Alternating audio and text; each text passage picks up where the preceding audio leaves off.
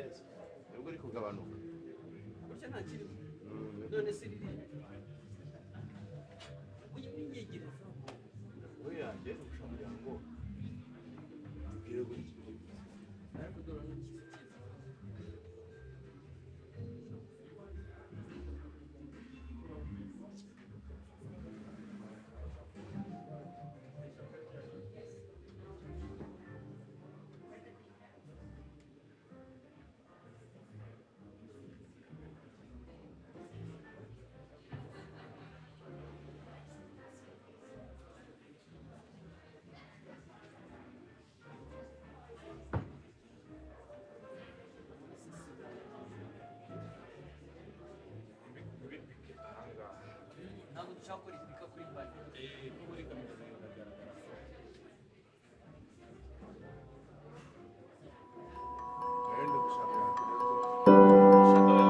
60 years ago, the government of Rwanda joined a global community of nations and international organizations who come together under the United Nations. In doing so, the government was committing and making a resolve to fighting global injustice, upholding peace and security, and health for citizens, amongst other things. 28 years ago, that resolve came under challenge, and the world witnessed a horrendous genocide against the Tutsi. Since then, the government of Rwanda has worked hard to create a more stable, a stronger, and a just society. We in the United Nations have been privileged to be a partner in that journey. We worked with the government of Rwanda and the people of Rwanda in defining homegrown solutions when COVID-19 struck. The United Nations stepped up again. We were able to mobilize about $27 million to help the government to deal with the demand for vaccines. Over the years, the United Nations has been a proud partner in working with the government of Rwanda to create opportunity for young people, to create jobs for young people. Today, the United Nations continues to be a partner to the government of Rwanda in dealing with today's problems, such as improving the productivity of agriculture. We've also been a partner to the government to ensure that no one is left behind, to ensure that we create a more dignified society for people with disability. We're living in very challenging and difficult times, but here in Rwanda we also have reason to be hopeful. The United Nations is investing in ensuring that those with brilliant ideas can come to the front and their ideas have a chance to be heard and to change the world. Ladies and gentlemen, let's kindly get in the room. For those who are still outside, let's get to the room as we're about to begin the proceedings. Those who are still outside, ladies and gentlemen, kindly get inside the room, and those who are in the room, let's kindly get to our seats as we're about to begin our proceedings. Thank you.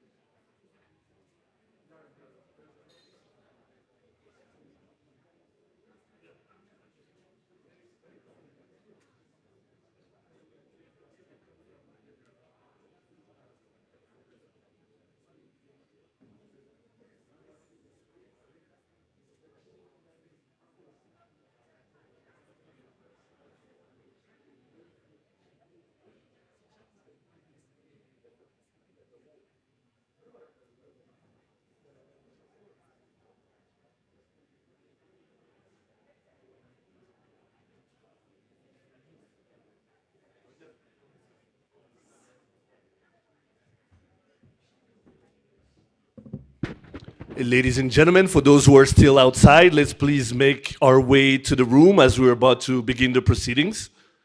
For those who are already in the room, kindly get to your seats as we're about to start. Thank you.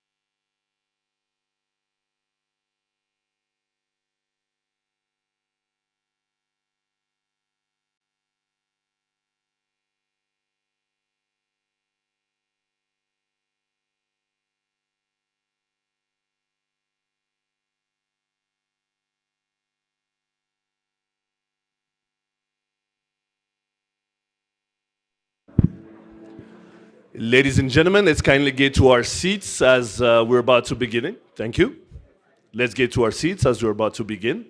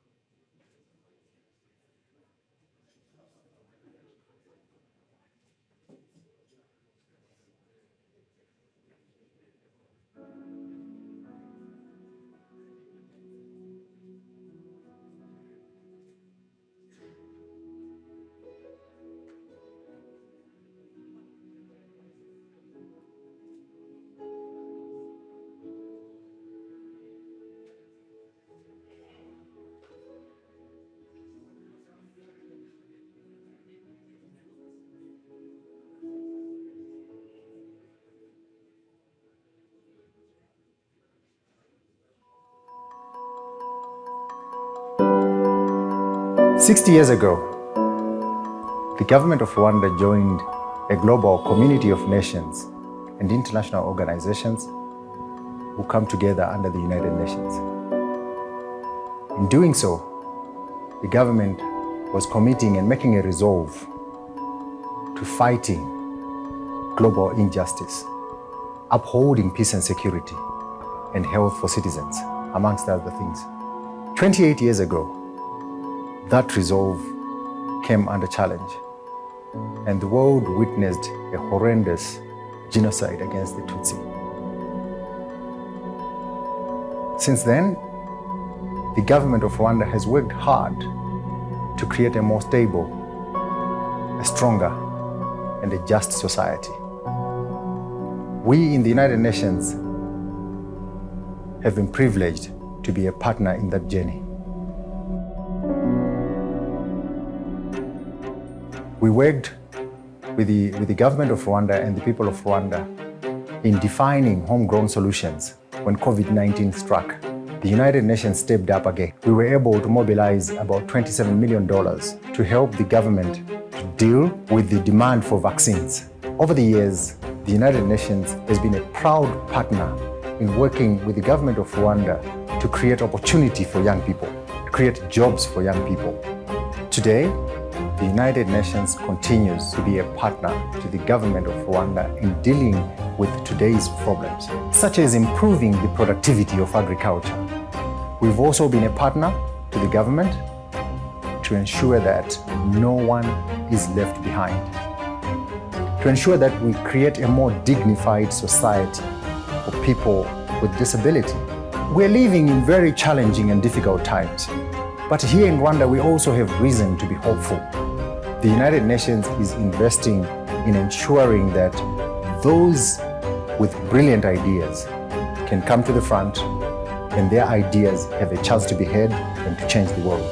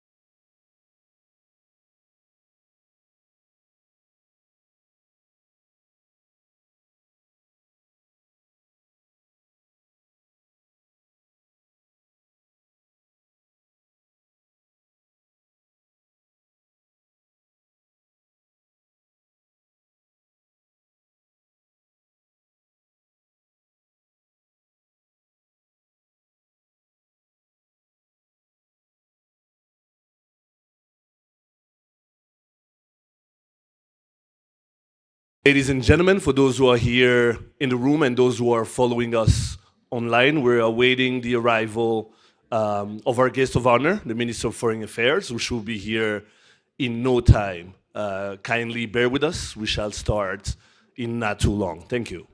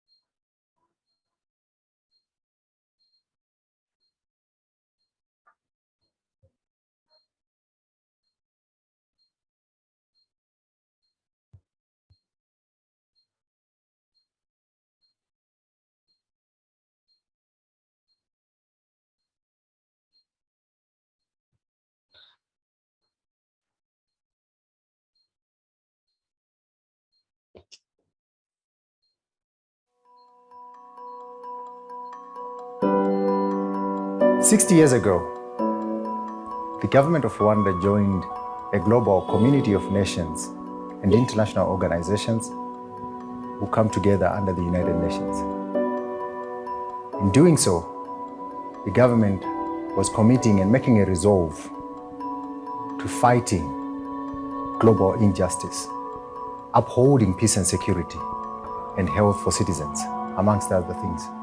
28 years ago, that resolve came under challenge, and the world witnessed a horrendous genocide against the Tutsi. Since then, the government of Rwanda has worked hard to create a more stable, a stronger, and a just society. We in the United Nations have been privileged to be a partner in that journey. We worked with the government of Rwanda and the people of Rwanda in defining homegrown solutions when COVID-19 struck. The United Nations stepped up again. We were able to mobilize about $27 million to help the government to deal with the demand for vaccines. Over the years, the United Nations has been a proud partner in working with the government of Rwanda to create opportunity for young people, to create jobs for young people. Today, the United Nations continues to be a partner to the government of Rwanda in dealing with today's problems, such as improving the productivity of agriculture. We've also been a partner to the government to ensure that no one is left behind, to ensure that we create a more dignified society for people with disability. We're living in very challenging and difficult times, but here in Rwanda we also have reason to be hopeful.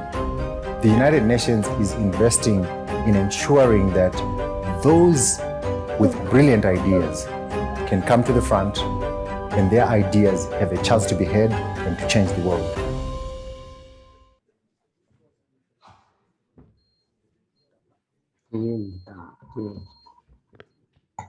Oh, grazie.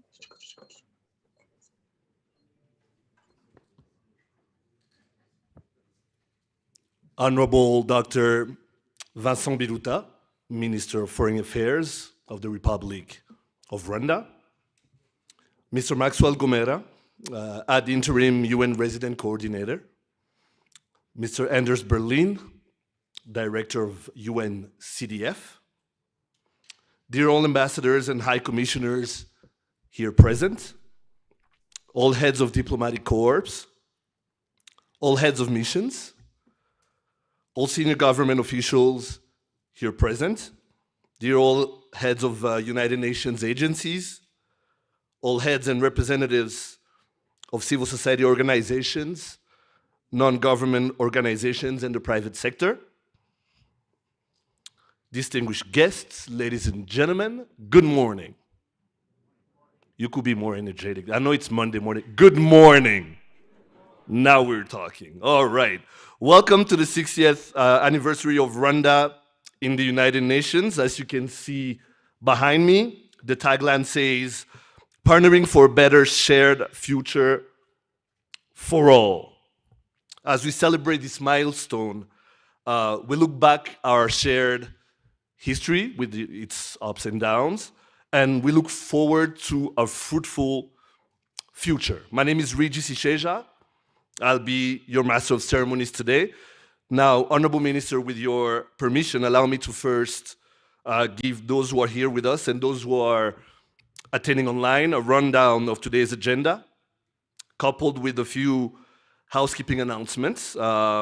First of all, the way this will start, we'll first have a few keynote speeches that will be followed by a photo session that will take place here in front. Now, for photos, there will be two sessions, two photos back to back.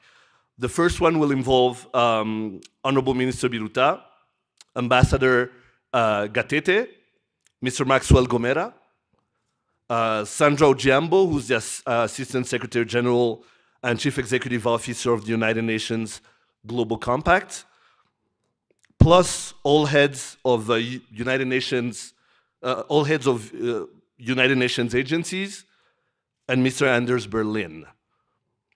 That picture will be followed by another picture of all ambassadors and high commissioners here present, with once again Minister Biruta, Ambassador Gatete, Mr. Gomera, and Mrs. Ojambo. One more thing, coffee is being served until 11 a.m., so if you need to step out to grab a bite or grab your coffee, you can do so and come back right inside. We'll have two panels that will come right after the photo session, one which will be moderated by Ambassador Gatete, and another one by Mrs. Belen Calvo-Yara, who's the ambassador of the European Union here in Rwanda. All right. Honorable Minister, with your permission, let me invite Mr. Maxwell Gomera, who's the ad interim UN resident coordinator, for his keynote speech. Mr. Gomera.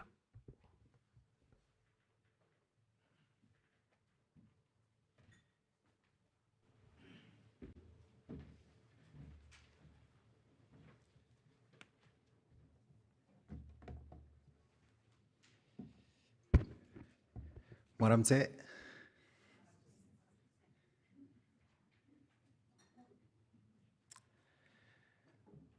Honorable Minister of Foreign Affairs and International Cooperation, my brother, Dr. Vincent Biruta,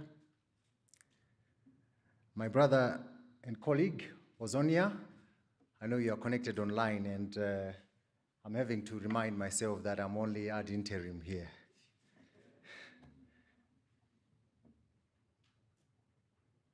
Your Excellency, the Dean of the Diplomatic Corps, Ambassador Claver, my brother, the Lord Mayor of City of Kigali, I haven't seen him, but he should be here somewhere. Great to have you, Lord Mayor. Excellencies, ambassadors, representatives of international organizations, NGOs, civil society organizations, private sector, fellow heads of UN agencies who are here, senior government officials present, ladies and gentlemen, all protocols observed. Good morning once again, and happy 60th anniversary. It also happens to be UN Day, so I need to say happy UN Day.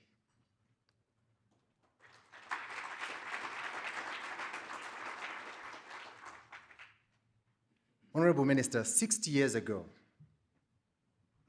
the government of Rwanda was welcomed into the United Nations, the most universal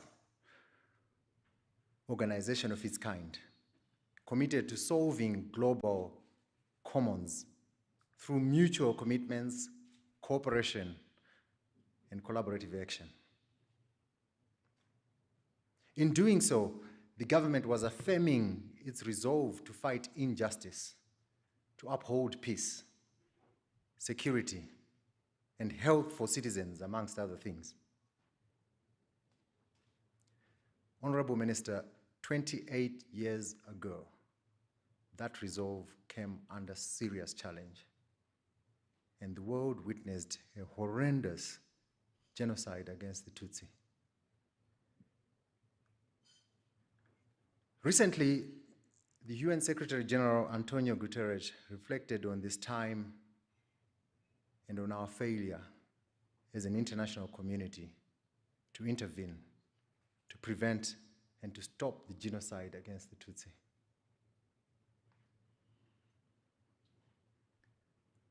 While we have not experienced your pain, Honorable Minister, we hope that you will allow us to walk with you through your journey to ensure this never happens again. We share the Secretary General's reflection on our failures. We also honor the memory of those who lost their lives, and we stand in admiration of the resilience of survivors. But since then, the government of Rwanda has worked hard to create a more stable, stronger, and just society. This country has shown that a nation can act decisively together. Something we should be doing when it comes to global issues like climate change, like the cost of living crisis that we're going through right now. In the United Nations, we feel very privileged to be a partner in that journey. And this is a partnership that's delivering for the people of Rwanda. We are working together to address difficult challenges, including global realities like climate change, as I said, like inequality, budgetary support. While we can all point to improvements, the overwhelming impression is that in Rwanda, the partnership is performing favorably. And I think we can all be proud of that. And that is due to the leadership and strong commitment that your government is championing, Honorable Minister. Allow me to highlight some of the work that we have carried together and the possibilities that lie ahead as we seek a more dignified and prosperous life for families up and down this country. We have strengthened our partnership to deliver more positive health outcomes for Rwanda. As recently as 2020, when COVID-19 struck, the United Nations stepped up and mobilized resources, including, as you saw on the video, up to $27 million to contribute to the fight against COVID-19. We played a central role in coordination and advocacy of vaccine roll-ups, especially through the COVAX initiative, and Rwanda was among the top countries to receive COVID-19 vaccines in Africa and to achieve vaccination levels of over 68%. That we should be proud of. COVID-19 and other medical pandemics speak timelessly to the importance of working in harmony with others and having the courage and patience to stay the course together, even in the face of seemingly daunting odds. And this is something that we draw inspiration from in the United Nations. COVID-19 offered lessons for addressing other global crises. And today, we need the same resolve to address other challenges that are coming our way. Building on that strong foundation, we are creating opportunities for young people. Honorable Minister, young people account for up to 69% of the entire population of this beautiful nation. Over the years, the United Nations has worked hard with the government of Rwanda to create opportunities and jobs for young people.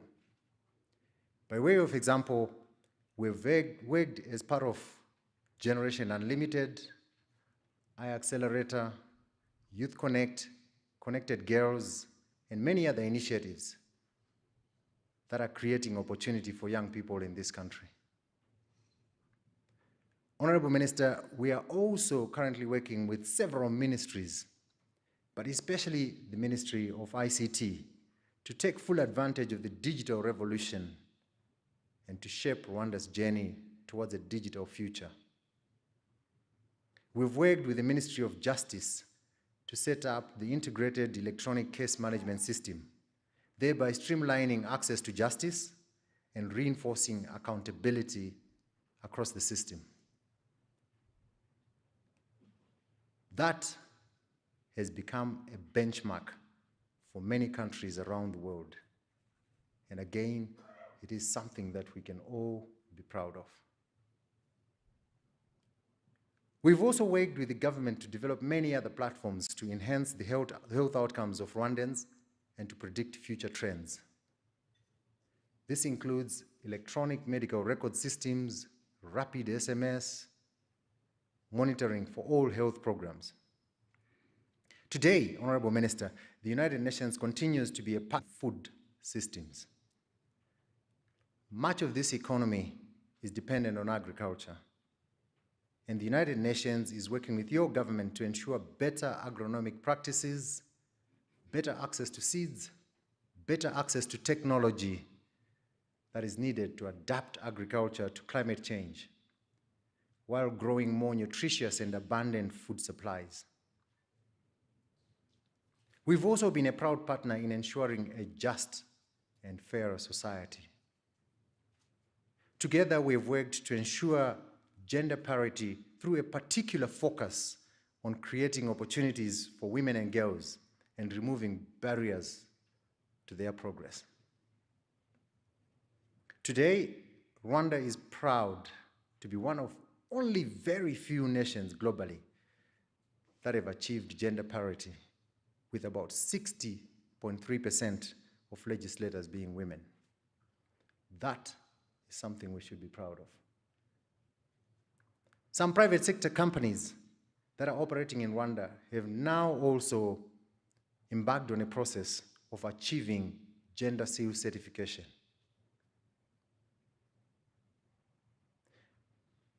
Honorable Minister, ladies and gentlemen, we've also been a partner to the government to ensure that no one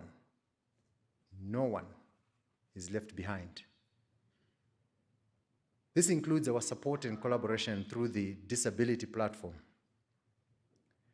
While a lot remains to be done, we are creating a more dignified society for people living with disabilities in this country.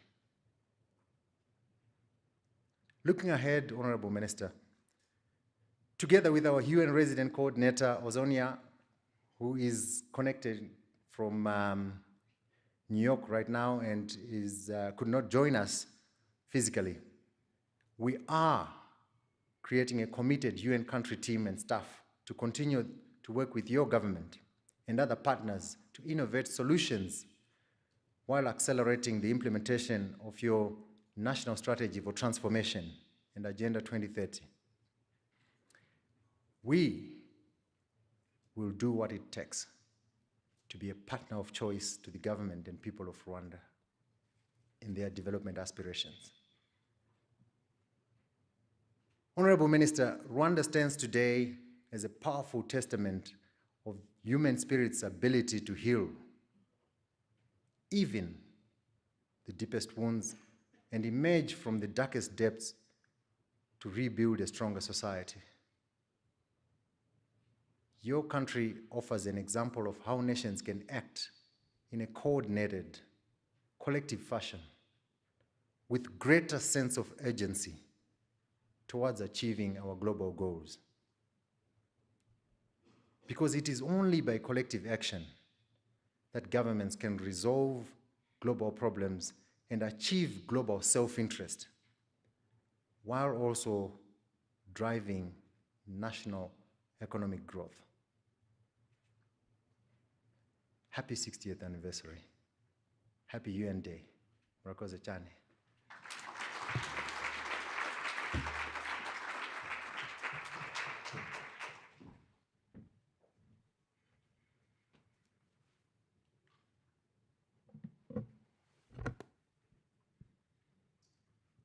Thank you very much, Mr. Gomera.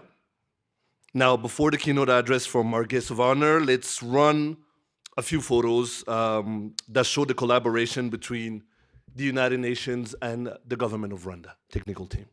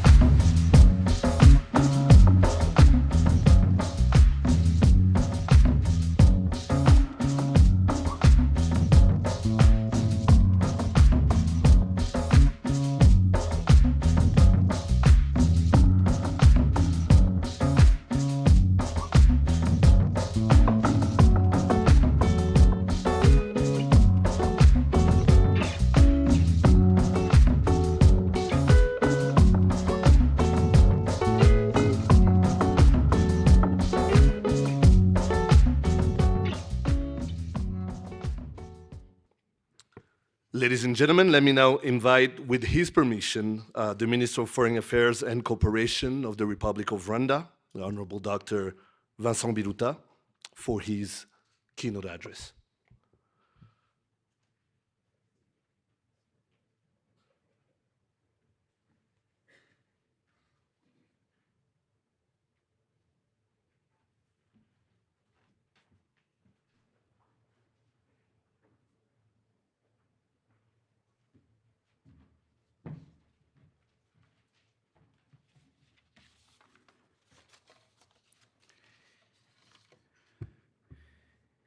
Mr. Ozonia Ojielo, United Nations Resident Coordinator, I understand you are following us online.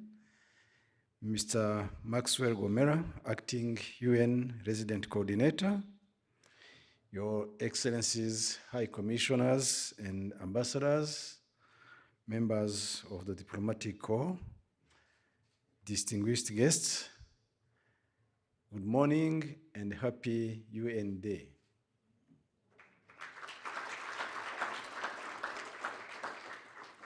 It's a great pleasure to be with you this morning as Rwanda celebrates the 60th anniversary of its membership to the United Nations.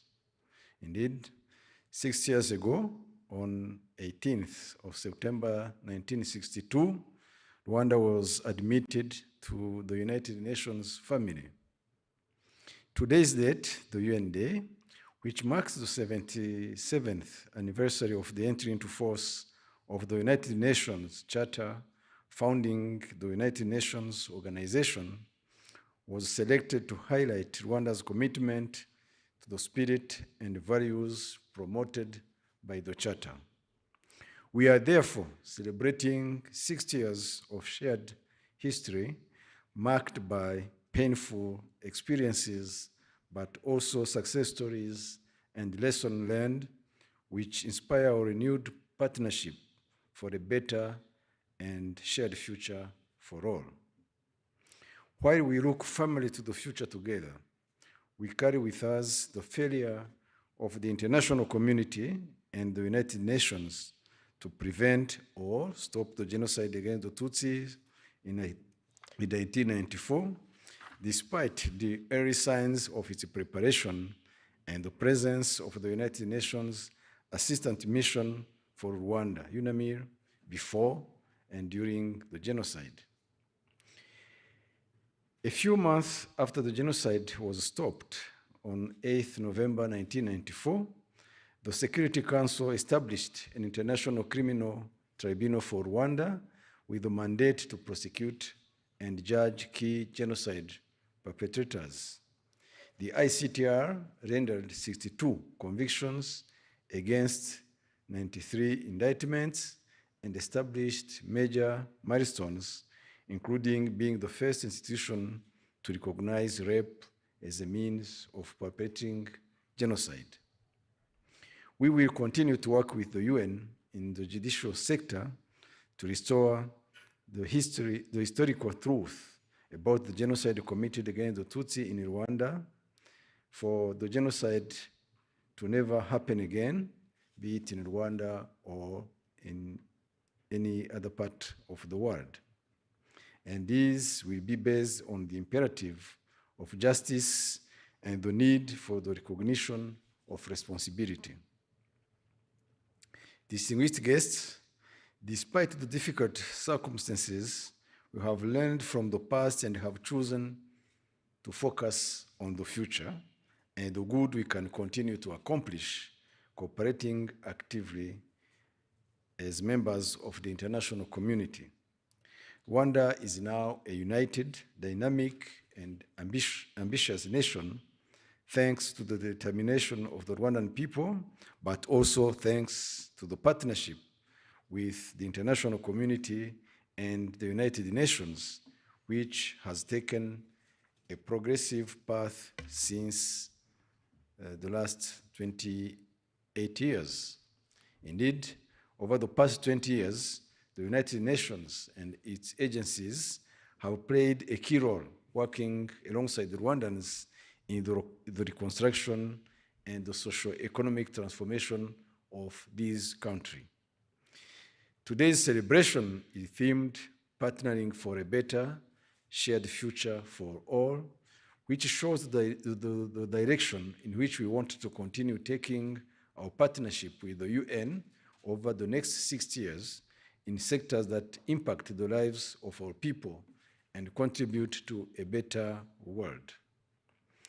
In his speech to the 77th United Nations General Assembly, His Excellency President Paul Kagame recalled that the United Nations and other multilateral institutions retain the ability to set an agenda around which we can all rally. Rwanda will continue to play its active role in addressing our common challenges in diverse areas, including gender equality, refugees' rights protection, climate change, and much more. In the defense and peace-building sector, Rwanda's participation in peacekeeping operations is a constitutional mandate. To date, Rwanda is the 4th UN contributor of peacekeepers to the UN and has contributed 73,569 military personnel to the UN and African-led missions in Sudan, South Sudan, Mali, Central Africa, and the Central African Republic. Currently, it deploys 5,283 peacekeepers, including 4,692 military personnel. Rwanda will continue to give its contribution to the search or consolidation of peace around the world. Mr. Resident Coordinator and the acting one, I wish to say that Rwanda recognizes and appreciates the work done by your teams through various UN agencies in collaboration with our own institutions. And I wish to encourage you to continue working with the government of Rwanda for the development of this country. I wish to conclude by affirming that the future is promising and we remain committed to working closely with the UN and its agencies for the benefit of our people, the development of Rwanda, and for continued peace and progress globally. I thank you.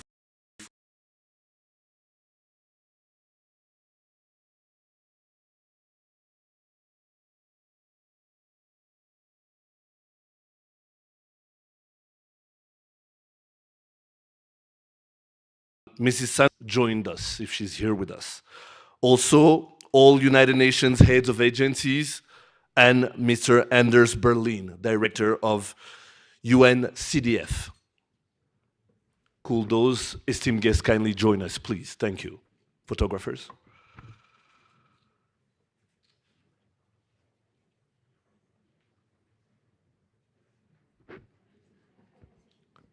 Honorable Biruta, Ambassador Gatete, Mr. Gomera, Mrs. Sandra Jambo, Mr. Berlin, and all UN heads of agencies.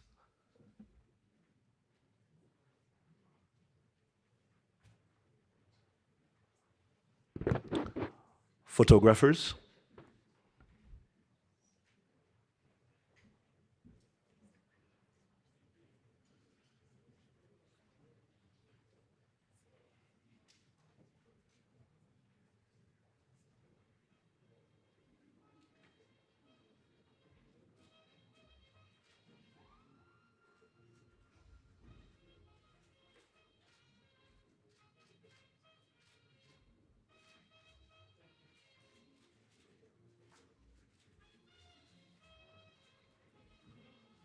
I'll ask, with their permission, Honorable Biruta, Ambassador Gatete, and Mr. Gomera to please, yes, stay in front. Now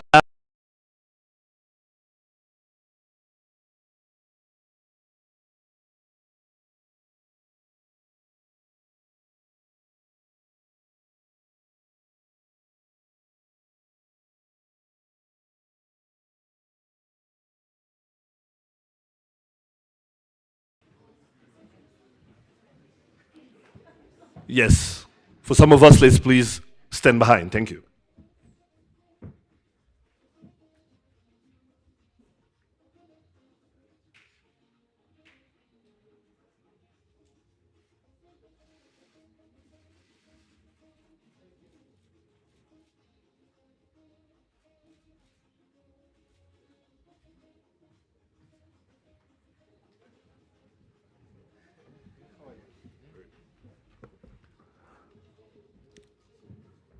Thank you.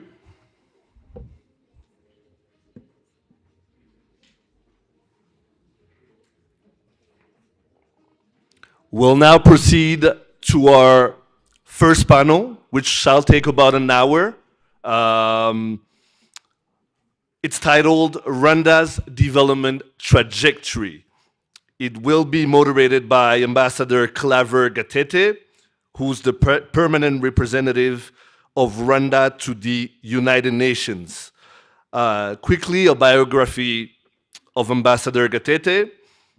Like I just said, he's the permanent representative of Rwanda to the United Nations.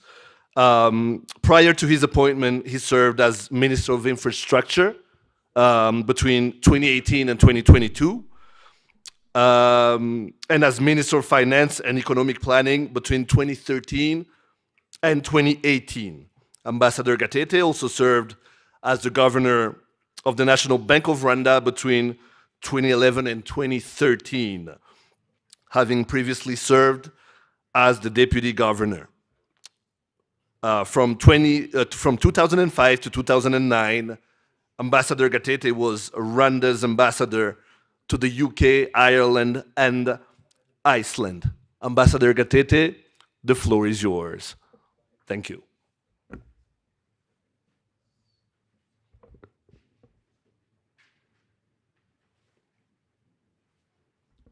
Once again, the panel will take about an hour. We'll proceed to maybe 2 questions from the audience quickly, then we'll move on to the next panel. Ambassador Gatete.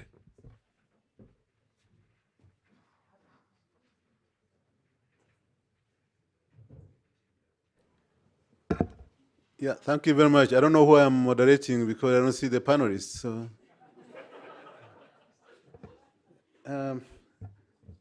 can you invite the panelists here?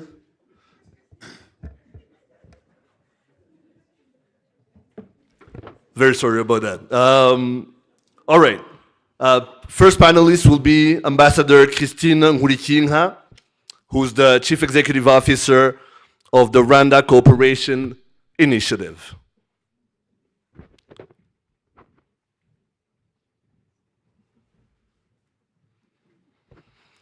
All right.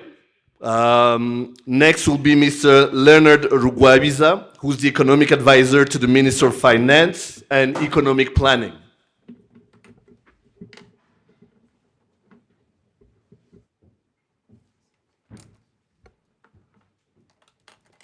Then we'll have Ms. Juliana Lindsay, who's the UNICEF representative in Rwanda.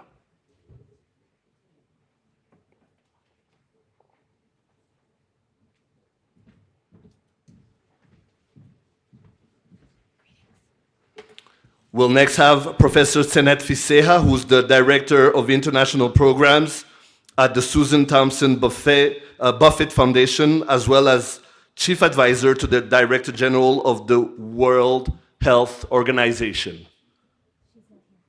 She's not present? All right. Next we'll have Dr. Christelle Giraneza Uwanhege, who's the co-founder and Public Relations Director at Urukundo Initiative and the 2019 Accelerator winner. Ambassador Gatete, the floor is yours. Yeah, thank you very much. Our team here today, we are going to have a conversation, not the normal panel that you know of. And I'm going to break all the rules. There are questions that have been prepared for me. I'm going to present new ones because I want a conversation. I want to make sure that this is really a conversation. Yes. And I want to start that today the UN is 77 years old, Rwanda is 60 years old in the UN system. We've been working together since then with the United Nations. We want to see how far are we up to date, and what's our plan for the future?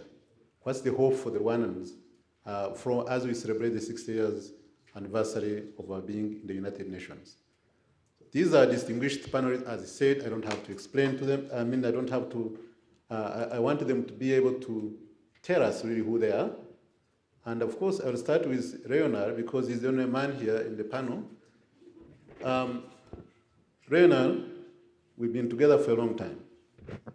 And I know you're important. Tell the people how important you are. Who you are and how important you are. 1 minute. Go ahead. 2. It's, as the bio is saying, I'm the economic advisor to the current Minister of Finance and Economic Planning.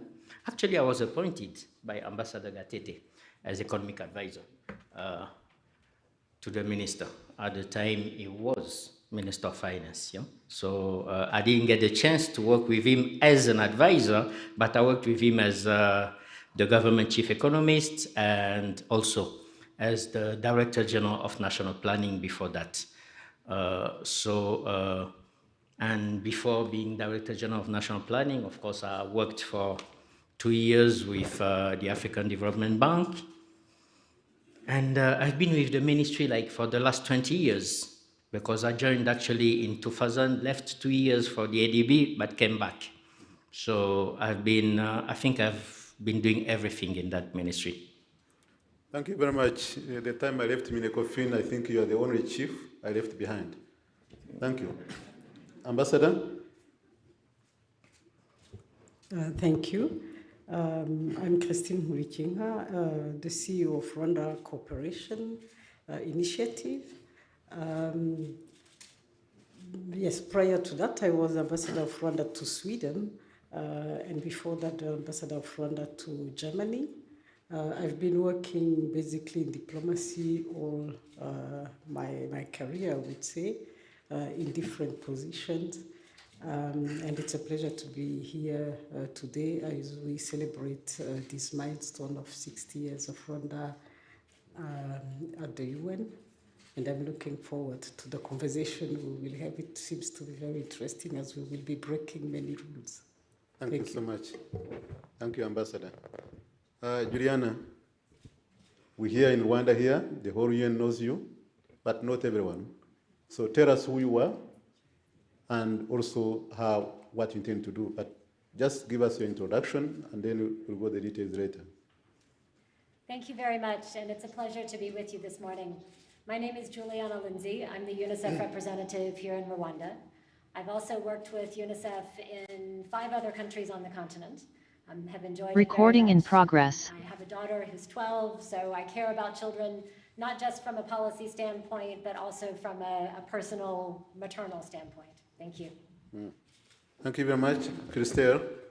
I saw so many titles: Accelerator winner, head of Rukundo, and so many things. And when I was reading your bio, read at your age, I don't know how much else you have to achieve by the time you reach my age. It's a long time. Please go ahead. Thank you so much. Good morning. My name is Christelle Giraneza Uwaneje. I'm a fresh graduate medical student at the University of Rwanda, so I'm starting soon as an intern medical doctor at Rwamagana Provincial Hospital. But I'm also a social entrepreneur, so I'm a public relations director and co-founder at a youth-led social enterprise called Urukundo Initiative, and an awardee winner of Innovation Accelerator by Imbuto Foundation, UNFPA, Ministry of Youth and Culture, and Koika Rwanda. It's a pleasure to be here, and I'm looking forward to this conversation. Thank you.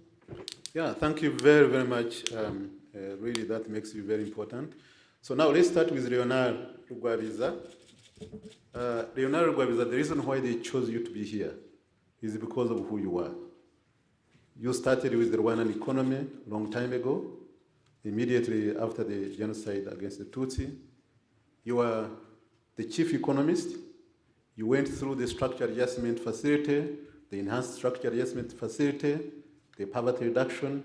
You went through the HIPIC, and you are still in the ministry.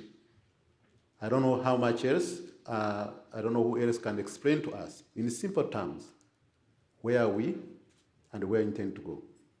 Please go ahead. Thank you very much, Ambassador.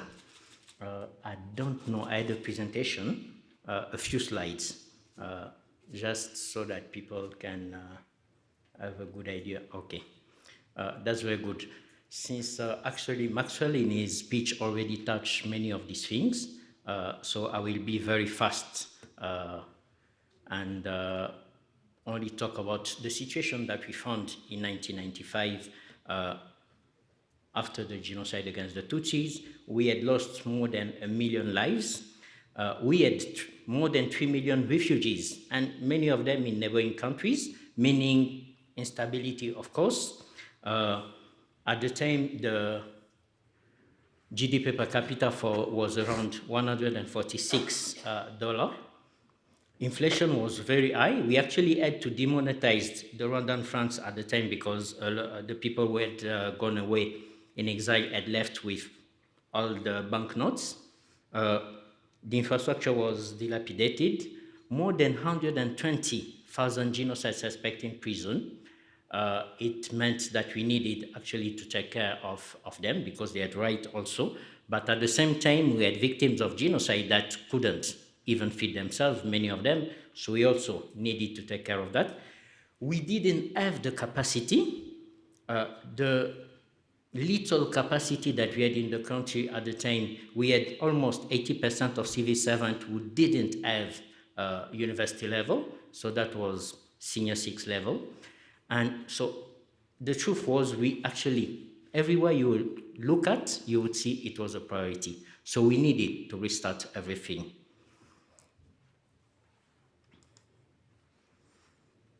So what we did, and I'm not going to talk too much about the really emergency period from 94 to 98, except saying that during that period, the very first thing was putting in place the government of national unity, trying to put in place some institutions, trying to secure the country, making sure that there is security, stability, a little seemingly going back to normal life. So I remember a few months after the end of the genocide, actually April 95, we decided to reopen the National University of Rwanda.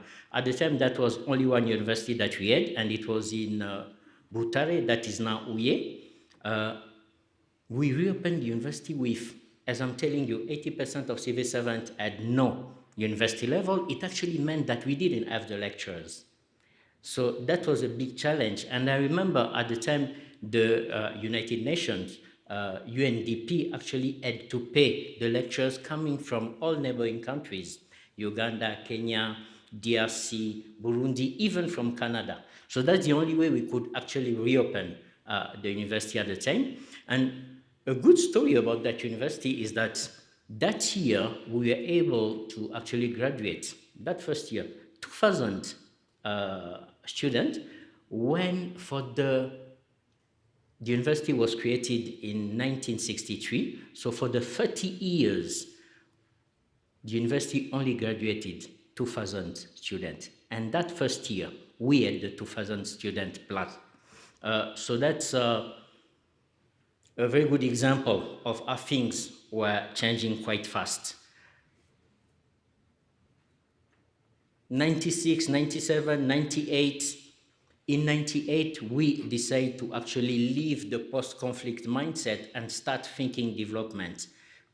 With the Urugwiro discussions, I would say we had national consultations, but we had almost all Rwandans in this consultation, all elite from all walks of life, but at the same time, also different political parties, academia, even people who were not Rwandans, development partners, only for the knowledge that they had, even learning from South Africa, who had gone through a reconciliation process.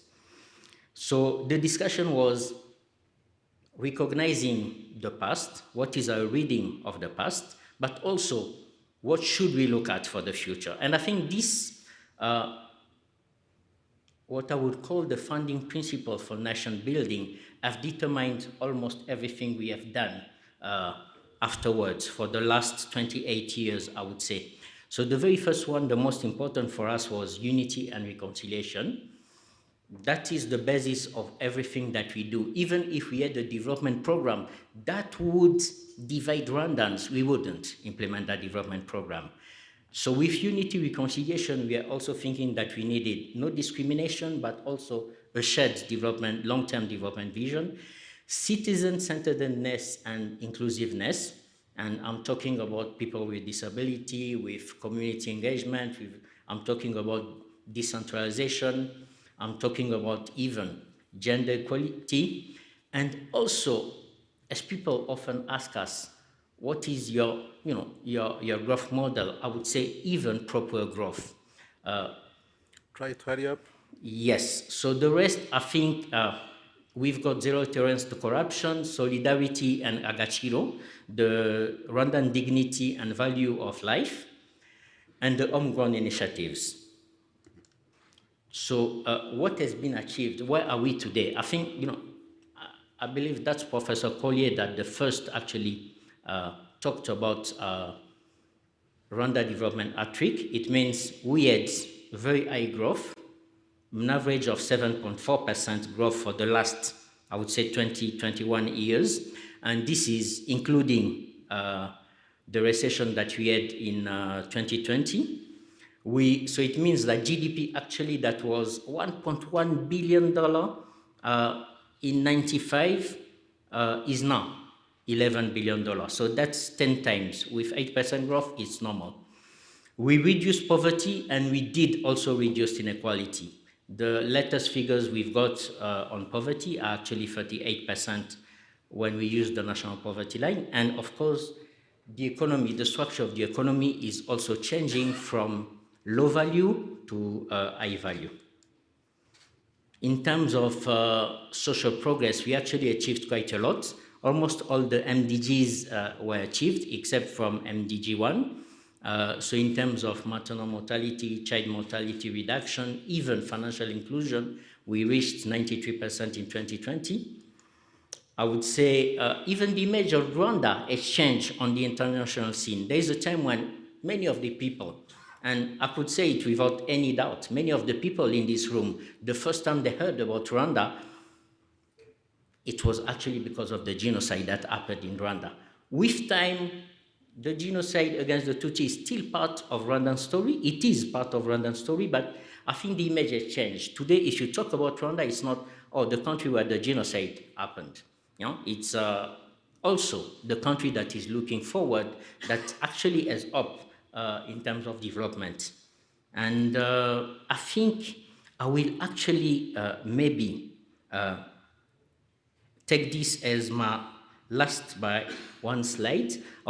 This is an extract of a speech that the President of the Republic made at the 20th commemoration of the genocide against the Tutsis. He was actually saying, after 94, everything was a priority, and our people were completely broken.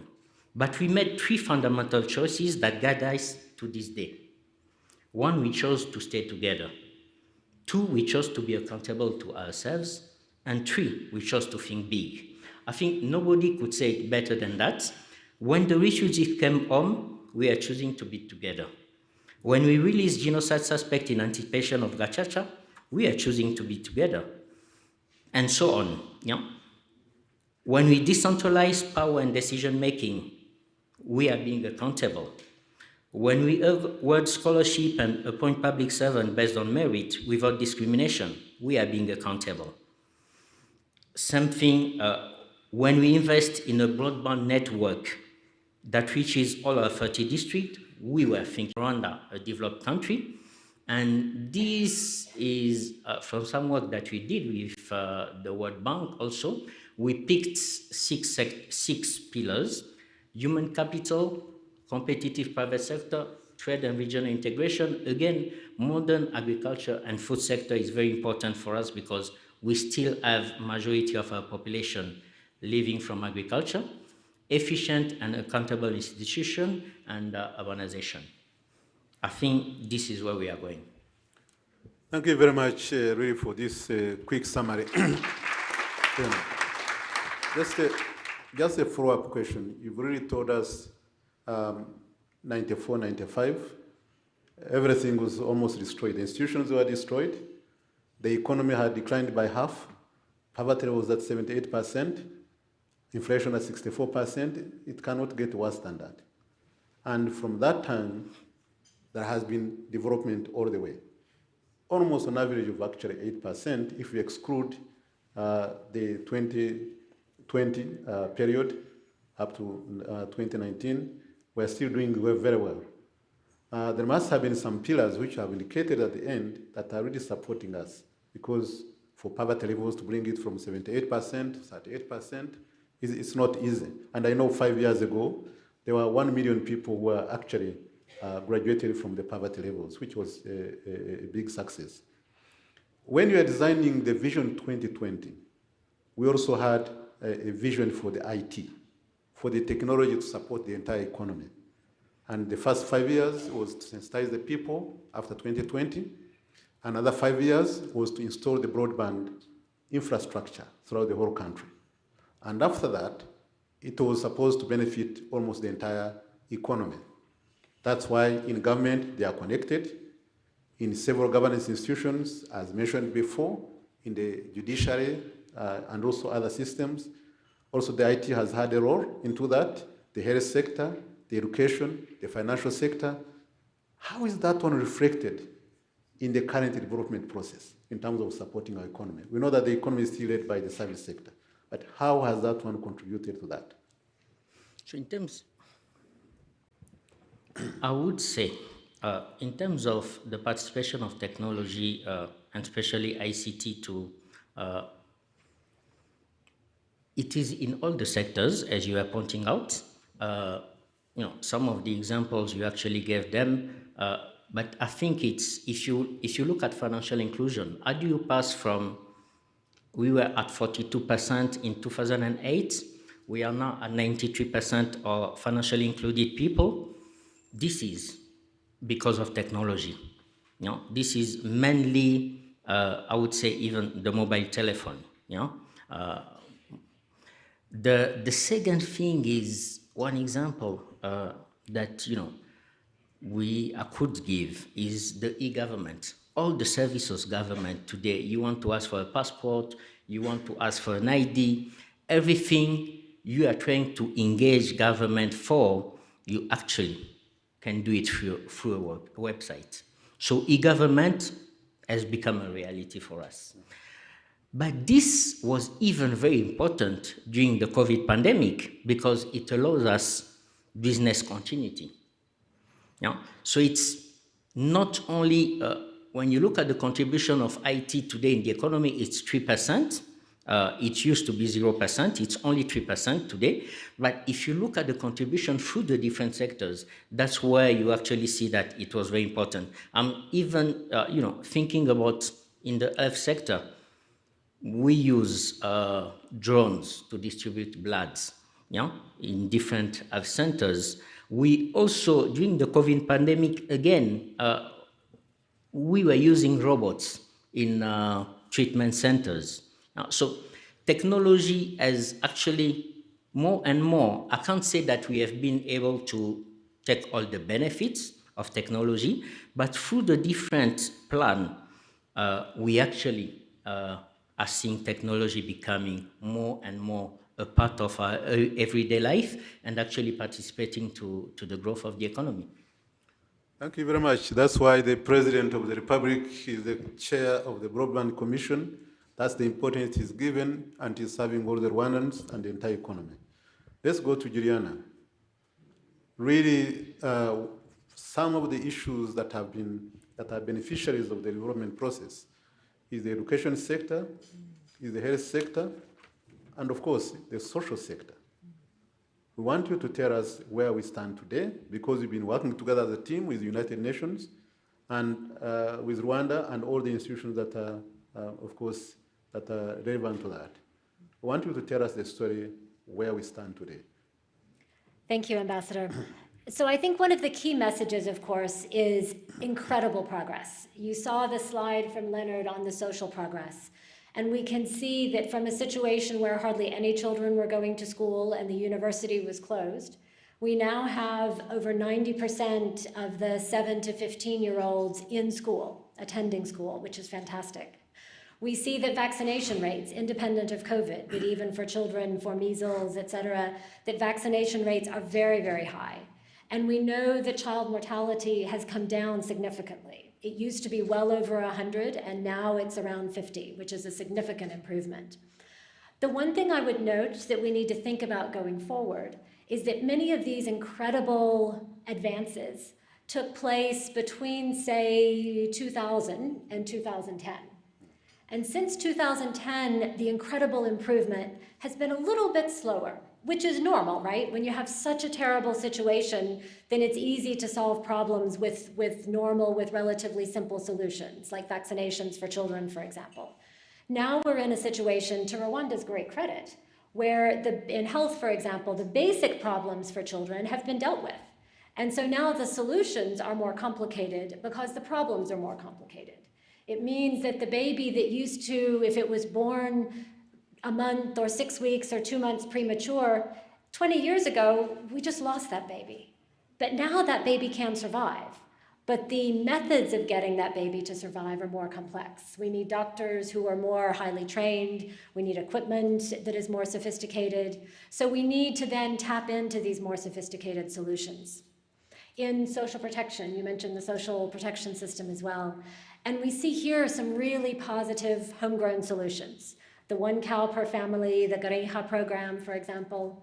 We see homegrown solutions in the health sector, with the Mutuelle Santé, and with the community health workers. That's a rather unique effort to make sure that there are community health workers at every single village.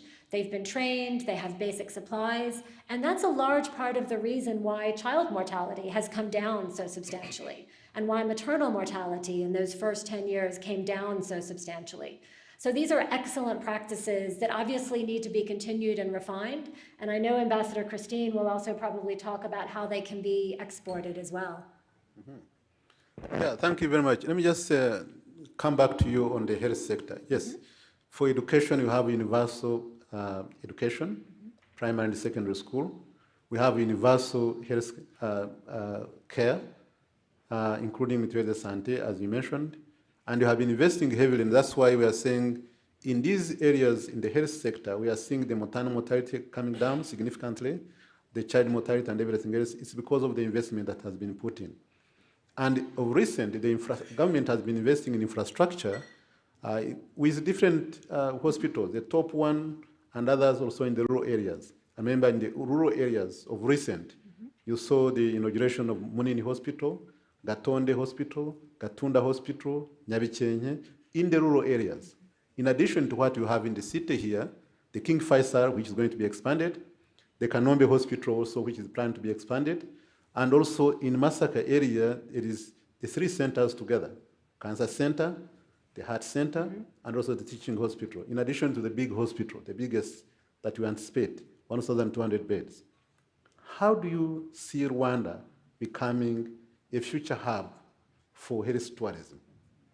Well, I know this is a goal of the government, certainly, and the Masaka complex, for example, is a good example of an institution of an infrastructure that will help make that happen. When that does happen, it's of course important to make sure that not only people from the region can access those services, but also that people from inside Rwanda can access those services. And this is why the district hospitals are so excellent, because they're closer to the people. The challenge then is to make sure that all of those district hospitals have very highly qualified doctors and that they have the equipment that they need in order to make sure that they can serve the population. I'll give you one small example to bring it to life a little bit. We've been working with the Royal College of Pediatricians from the UK, bringing in obstetricians, midwives, et cetera, to train some of the local doctors and the local midwives. And we also, with some funds from a company in Japan, were able to buy quite a lot of equipment, oxygen concentrators for babies, incubators, et cetera. And so many of the doctors and the nurses in hospitals in 12 districts now know how to use that equipment. And the thing I love about this initiative, two things actually. One is that they're very good metrics to show the reduction in morbidity, to show the improved situation for women giving birth, the improved situation for the babies surviving. But also, we started out with the doctors from the UK coming for 6 months. They don't come for 6 months anymore. Now they come for just a few weeks.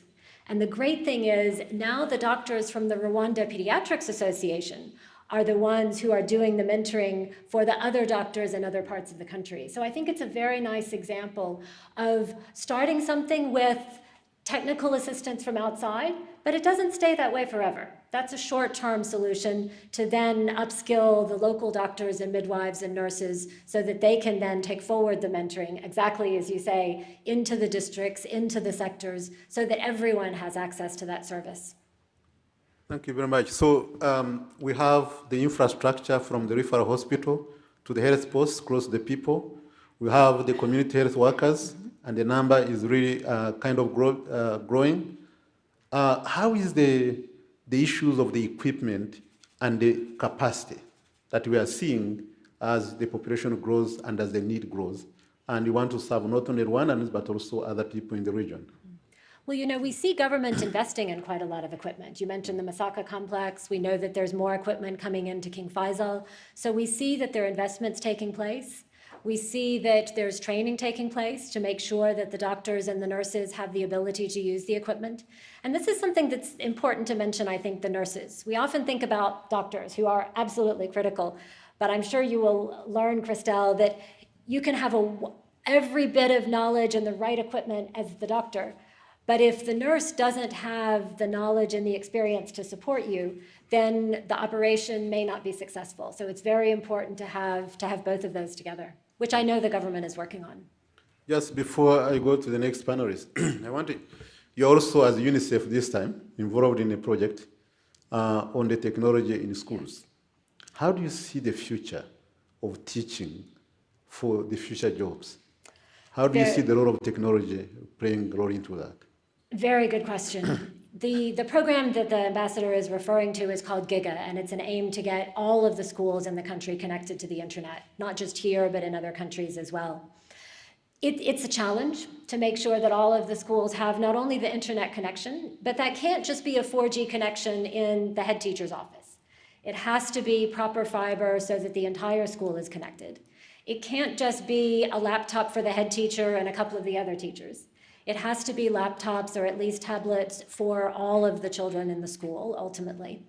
And this will take time, but there's a real push to make sure that all of the schools can get connected because it's very important to have these digital skills. I've learned recently that in some cases, some of the recent graduates, perhaps a little bit earlier than your time, Christelle, but they often graduated from university not having learned PowerPoint or Microsoft Word or Excel, which are pretty basic applications in order to be able to work in the work world. I see great potential for technology also for secondary school. 44% of the 16 to 18-year-olds in Rwanda are not in school.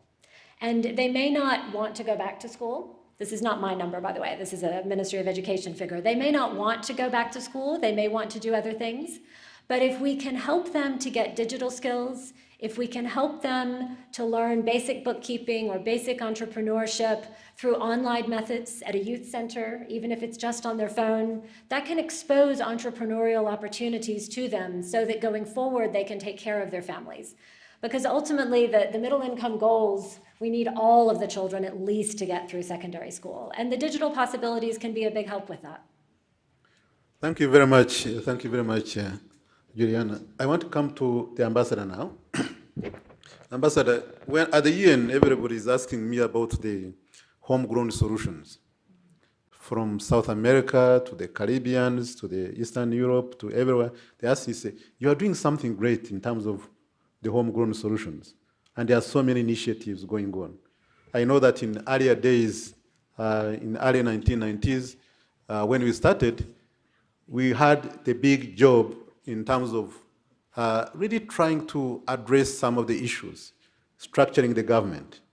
From decentralization, we had 105 districts, we reduced them to 30. We had 12 provinces, we reduced them to 4 provinces and the city of Kigali. We took away all the vehicles from the government workers, from the ministers and others, and we put a scheme in place which is working very well. We reformed the land, where we are one of the few countries that have all the land registered now. Electronically, you can access your land and everything else, which has helped in terms of development process. But we have had so many initiatives that we call the homegrown solutions. Can you just give us a hint on what you have done and what we can share within the context of South-South cooperation? Thank you, Ambassador. I think yourself and Leonard were there from the beginning, and I will not go back to what you have been also already explaining about the aftermath of the genocide against the Tutsi. But what he mentioned is that at that time we had an unprecedented situation, and we needed to find unconventional solutions and measures. At that time, the government had to take some tough decisions, some bold decisions to address the many challenges that was at hand and needed to be addressed to be able to build a united nation, a stable and prosperous nation. Looking back, I think Leona mentioned the national consultation, the Rugwiro consultations. It was about looking inwards to understand the root cause of the genocide against the Tutsi. Why did we come so far that we people killed our own people, but also to make sure that then we build a stable basis to build to be able to start a sustainable development of the country.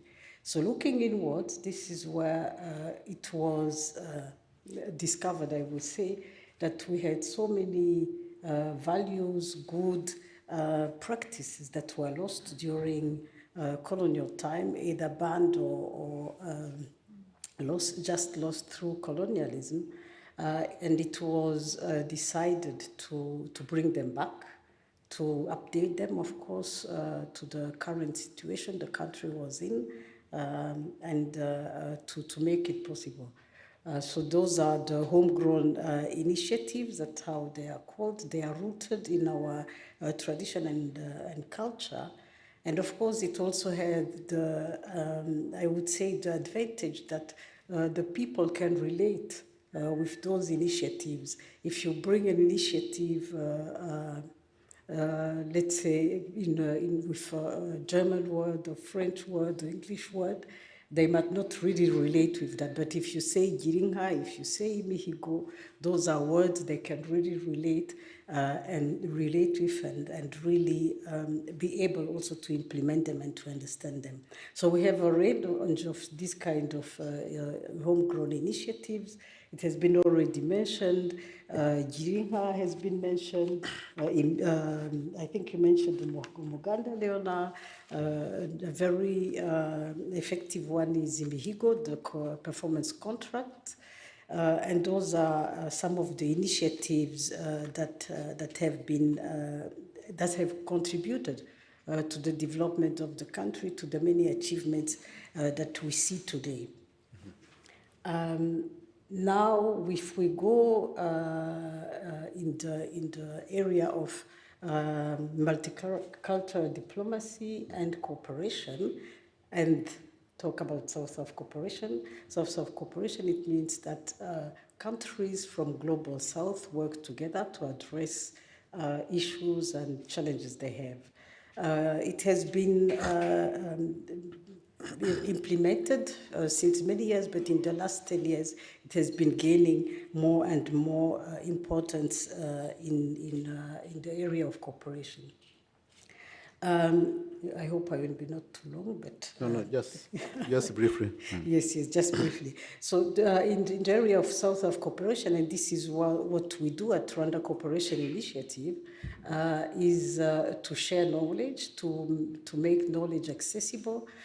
So in the last, let's say, maybe 10 years, we have been receiving a lot of delegations coming from different countries as they heard about the success or the development we are making in Rwanda, and they wanted to learn from us. In the previous years, the delegations, the ministries contacted their counterparts here, or even the Ministry of Foreign Affairs, and they organized the visit. So there were no, how do you say it, no coordination of the visits. There were no follow-up after the visits. And it also became, as the numbers and the interest was growing, it became a burden, so to say, to the institutions, as the people who were preparing and receiving the delegations had all those other assignments within the institution. So that's where the idea came to build Rwanda Cooperation. We exist since September 2018. It has been 4 years now. And our mandate is basically to make this collaboration possible in a South-South cooperation setting. And also in another dimension, that is also another tool in the cooperation toolbox, the triangular cooperation. Triangular cooperation means that two countries from the global south work with a third country, either country or institution, usually known as development partners, and this is where we have the triangular cooperation. Maybe at this point, I want to recognize the very good collaboration we have with UN agencies, and particularly with UNDP. We much appreciate the collaboration and the support they give, particularly to RCI, but also to the work we do on a daily basis. Maybe very briefly, so far we have received more than 400 delegations from more than 40 countries since 2018, and they come to benchmark on in various areas. On one hand, we have the homegrown initiatives we've been talking about, but we also have the good practices, as we call them. So we also went in 1994, 5, 6, the years after the genocide against the Tutsi. We also went to other countries to learn from them so that we don't reinvent the wheel. We adopted them, but adapted them to our reality.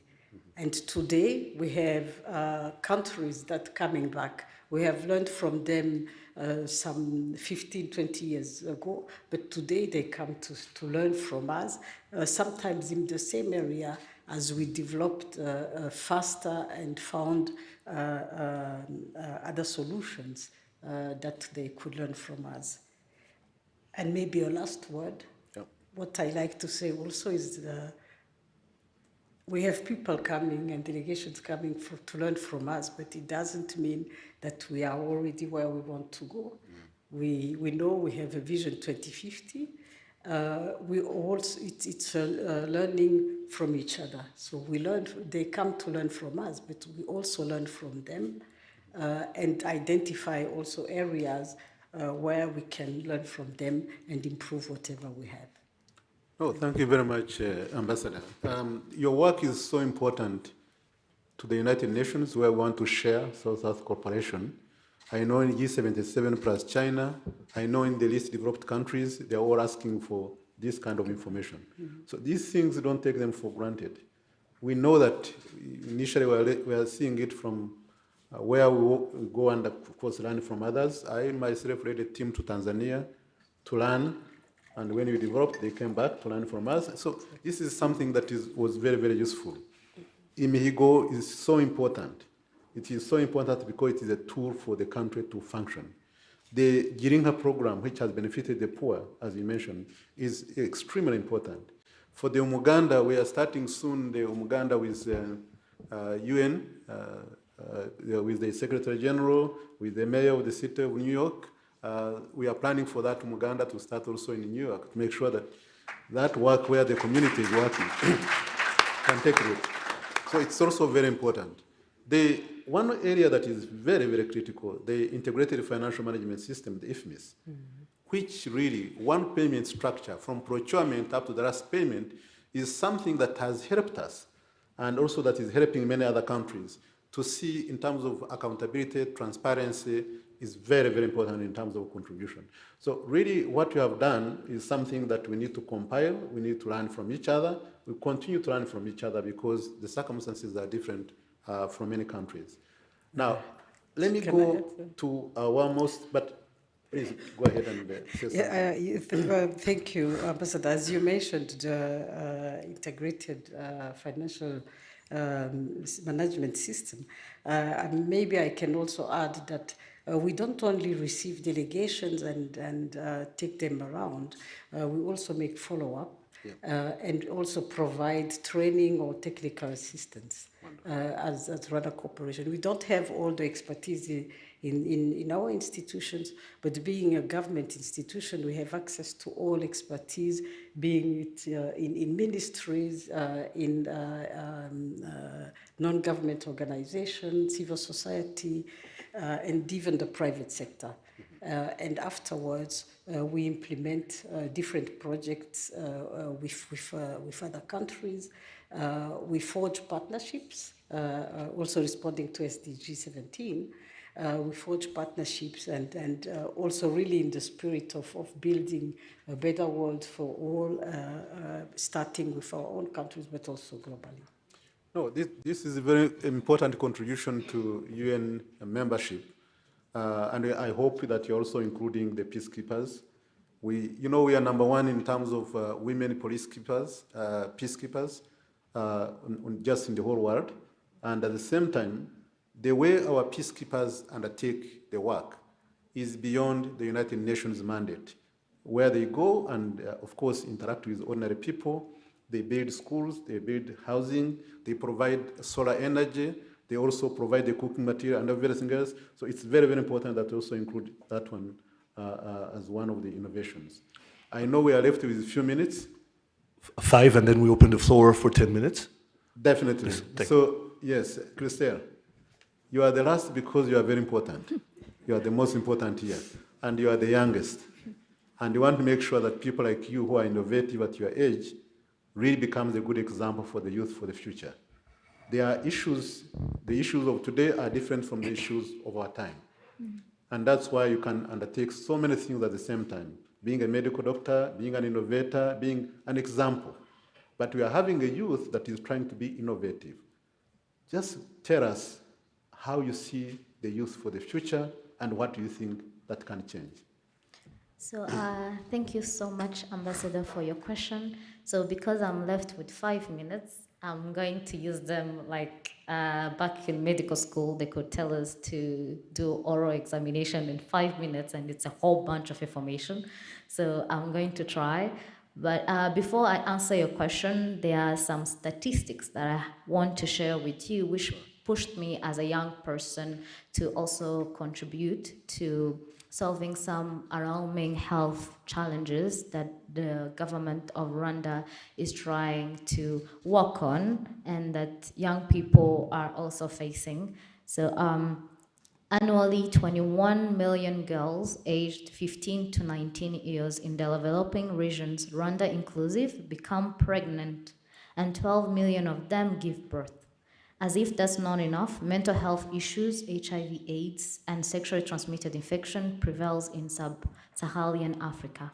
In Rwanda, the health challenges affecting youth are alarming. The Rwanda Demographic and Health Survey report indicate that an estimated of 23,544 teenagers gave birth in 2019, and the same survey indicated that 5% of Rwandan adolescents aged 15 to 19 have begun childbearing with projected increase due to COVID-19 pandemic.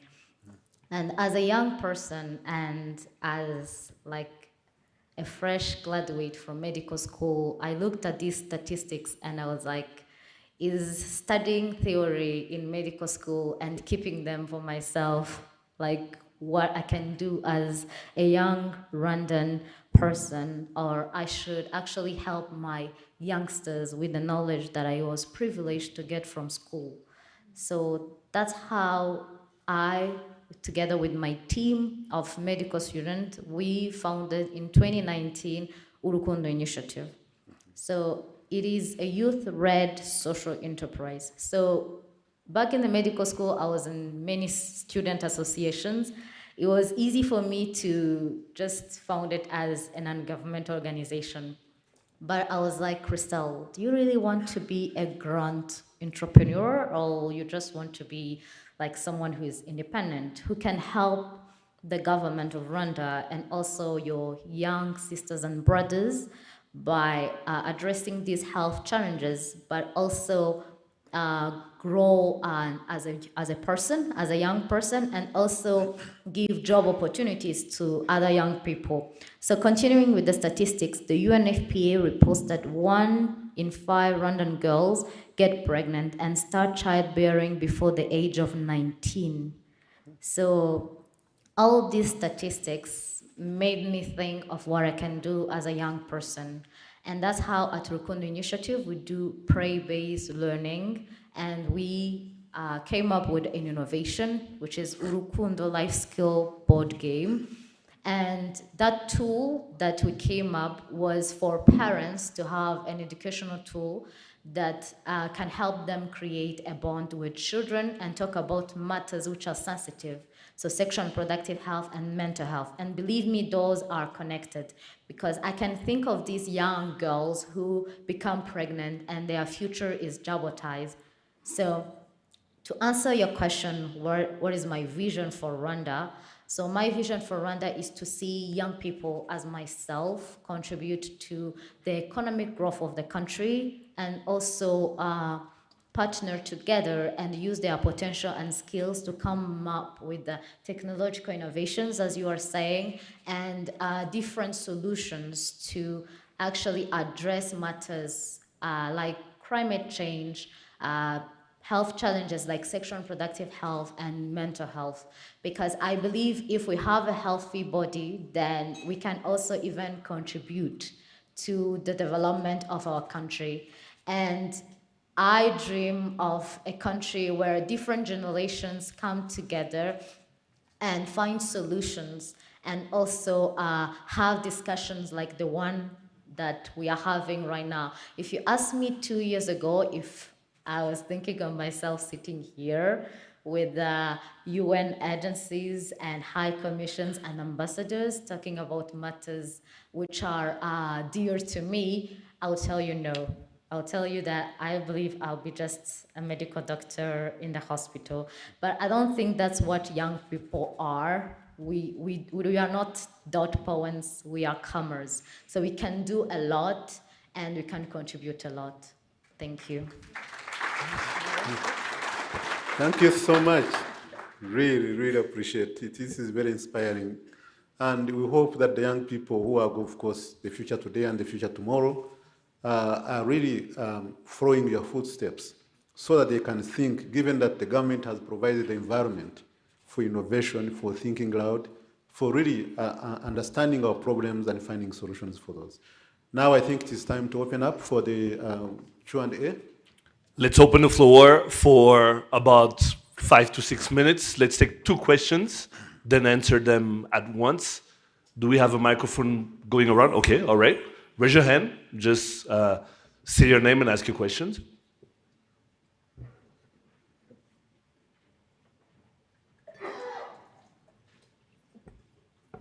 Anybody? All right. Nobody? They can even make contributions. Yes, they don't have to be. Any question? We have a hand raised at the back. Thank you very much. I am Laura Umisiwe. I work for an organization called Kepler that owns Kepler College, a university that is empowering youth to deliver high-quality services. We partner with the UNHCR to give tertiary education to refugees. Now we have more than 200 refugee graduates from across Rwanda, and we are the first university to have a campus in the refugee camp. We have two hands. And this has been quite an enlightening session, and I want to particularly zoom in on the national consultative meetings that you held. It's something that, for me, means a lot. I'm glad that, in the process, there was also learning from what South Africa tried to do to deal with this past. Now, what I'm interested in is whether what came out of the national consultative meetings is something that is documented somewhere so that one can be able to access that kind of information. So that's just the question that I have. Thank you very much. Thank you, Ambassador. One last question. Sir? Mine is not a question per se, but a contribution to the last speaker. And also in relation to what Rwanda aspires in terms of what His Excellency President Kagame has said, to think big. The tool that they have developed, okay, come again? Okay, I'm the UNFPA representative. The tool that has been developed by the initiative, which the young lady indicated, is a tool that we have seen as potentially going beyond Rwanda. So they have been given the necessary support whereby they are going to get the international pattern and then give them the tools to be able to take that tool beyond Rwanda. So the point is we need to think big, not just in Rwanda, but beyond. Thank you very much. Thank you. Let's answer the first two questions before we move on to the next panel. Thank you. Yeah, I think I want Leonard really to come in on this one here. Leonard, really, now you've told us about the economy, where we are and where we are heading, and you have a vision that is very clear, but you have had challenges in the past. Now, the financial sector is also one of the key ones, where initially we had only the central bank and a few banks. Now we have so many. We have the capital market, we have the stock exchange, we have the Kigali International Financial Center. We also have so many funds, from Agaciro Development Fund, which is a sovereign wealth fund. We have Rwanda National Investment Trust. We have Ejo Heza, and there are so many that are happening that is really helping in terms of stabilizing the economy, and that contributes to the to the macro stability of the economy. Now, going forward, apart from the external shocks and other internal shocks, really, what are the constraints that you can mention, not only in the economy, but also in the social, just everywhere? How do you see it? Because once you are at the top of the economy, you are looking at all other areas and the factors, because this one contributes to almost all the sectors. What challenges do you see? This is a big question. Just mention a few, for the interest of time. Yes. So some of the challenges, already if you look at the situation in which we are today, inflation, but if I come back to the case of Rwanda, and that's not only Rwanda. Climate change is an important part of it. Today, actually, Rwanda, the inflation that we're experiencing is more coming from climate change than the Ukraine conflict. So in a sense, climate change is happening, it's not going to stop, so it means the economy needs to adapt, mitigate, but also adapt. And I think there's a big role for everybody in the room for that. The other thing, of course, in Africa, the conflicts, but also now globally, the conflicts is also an important part, and I'm sure the UN have got an important role to play on that. But again, many of the world leaders will have an important role to play on that. Now, let me go a little further into, if you look at the situation that you're having today, I do not think that we are reacting fast enough, but clearly, debt vulnerabilities are going to increase all over low-income and middle-income countries. So it's very possible that we are going into another debt crisis as in the 80s. And I've been in some of the meetings of the G20, and I don't see that we are actually reacting fast enough.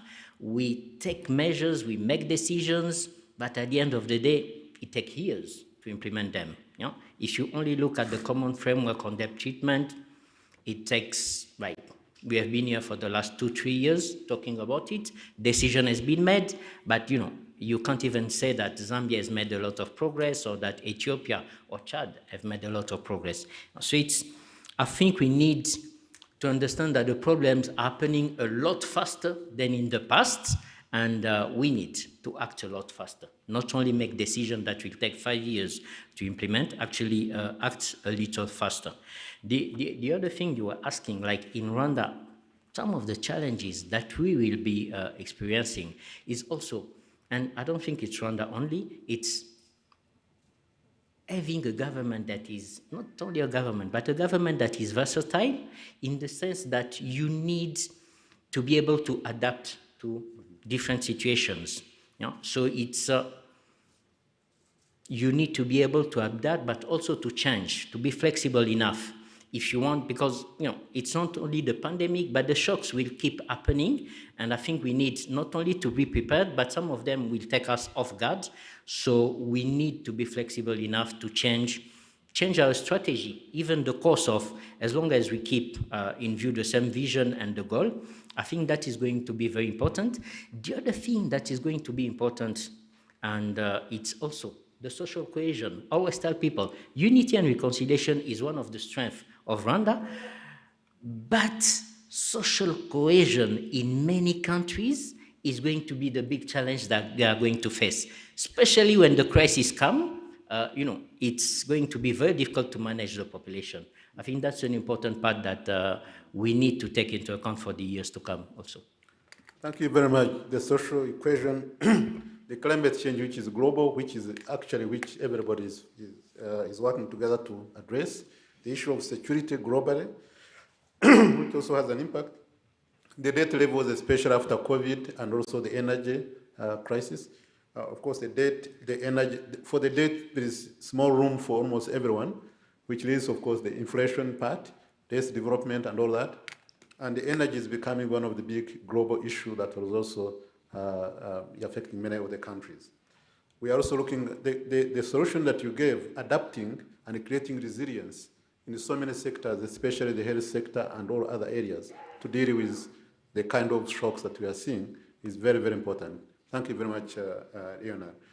There was a question on really the issue of consultative meetings that we had, where we analyzed ourselves and then came up with the solutions, where we said we need to share power, and that's why there is the forum for political parties, where if you are a president, if you are a party that wins, you provide the presidency, but the parliament has to be headed by another party, and so forth. We also looked at women playing a big role and putting it in the constitution that you cannot have less than 30% of women in decision making, but also where we thought that there are so many things that we need to address in our own system for us to be able to move forward. How do you respond to what the High Commission from South Africa mentioned? The answer is yes. It is documented. It is documented. The other thing is actually, I know that Rwanda Corporation is developing even modules to teach about some of these things, and the Rugwiro discussion is a big part of the module on Rwanda development trajectory, but also on nation building. Yeah, the two modules, Rwanda Corporation is actually developing that, and it's part of it. Yeah, so it's well documented.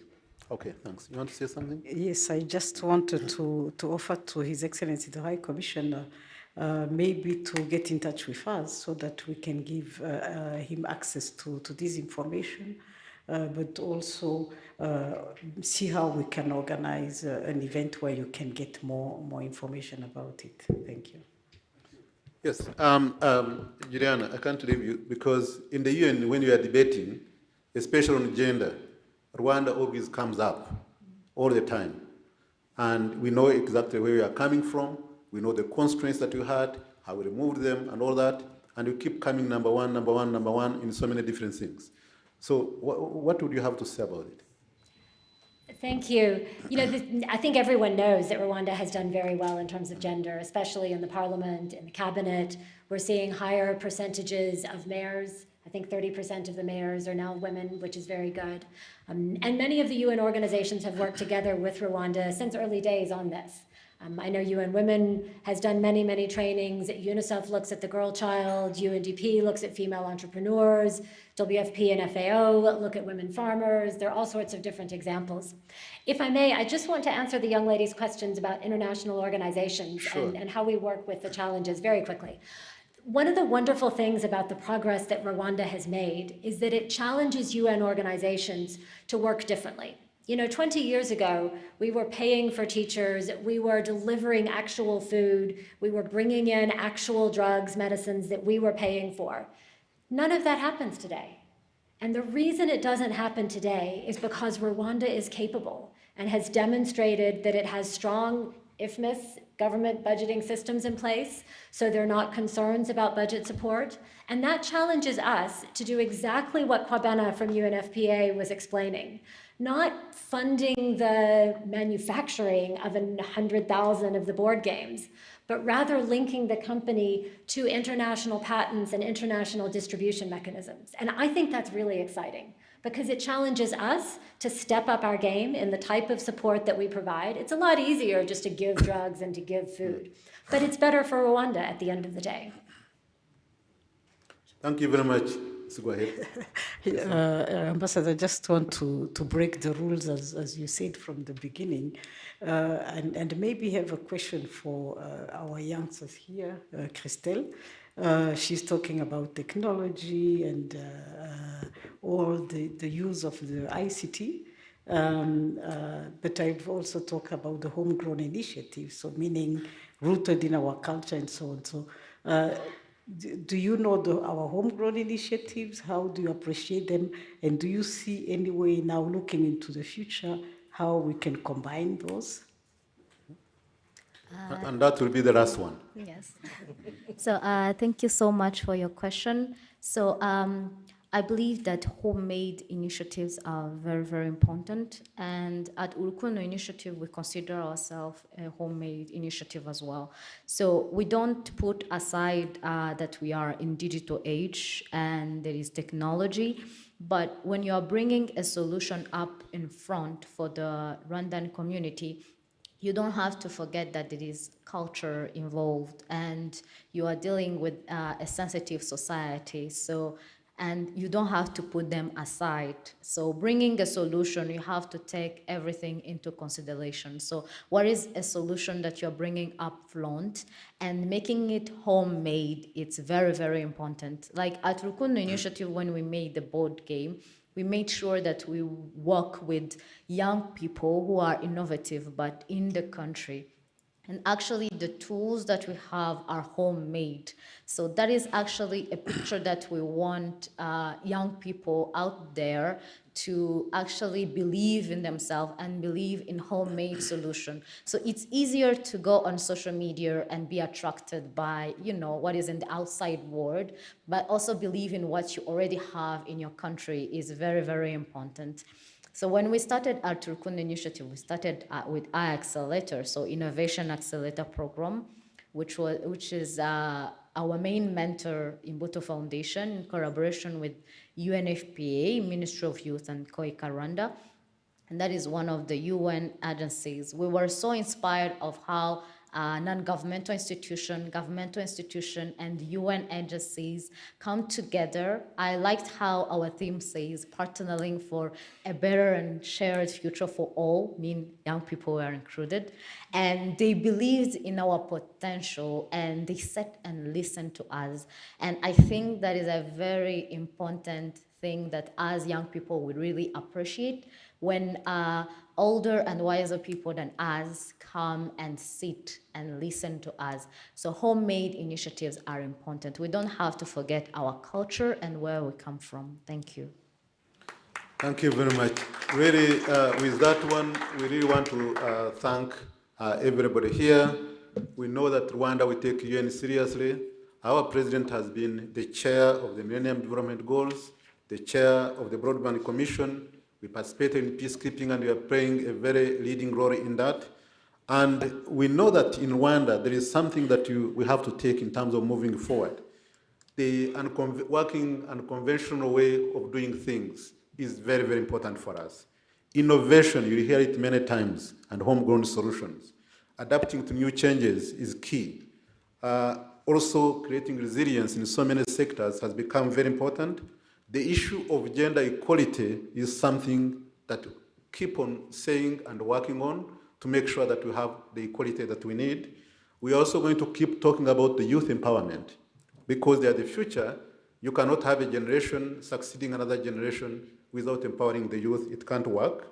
We are also very serious in terms of partnership, working with UN and all UN members as we move forward, addressing the issues of the day, because right now we are seeing that the whole world is interconnected and you have global issues that we need to work together. So partnership is going to become very important. So on this, I really thank our panelists who have been here. As we see that the gender equality is also happening here on the panel, and this has been very important. So we thank you so much for listening to us, for going beyond, I think, 1 hour. Thank you so much. Thank you, Ambassador. Thank you very much. We can give them another hand of applause, please.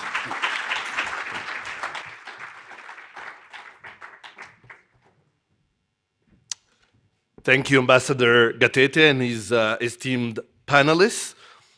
Let's quickly move to the second panel since we're a few minutes behind.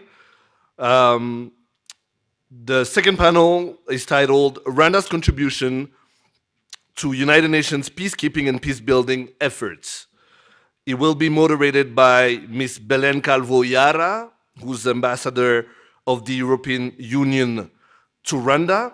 Ms. Yara serves as Ambassador to Rwanda since September of this year. She's committed to further deepen and expand the already strong partnership between the European Union and Rwanda, together with the excellent and dedicated team at the European Union delegation.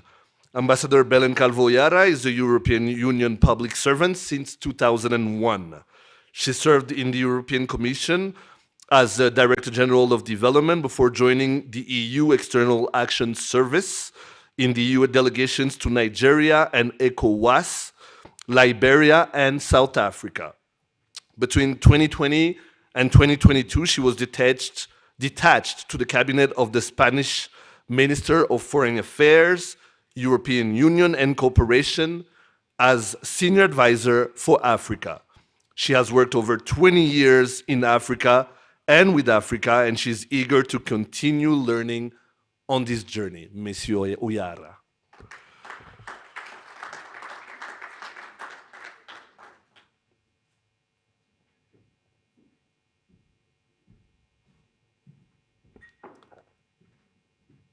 Ambassador Uyara, do I let you introduce your panelists? Yeah. All right, thank you. The floor is yours.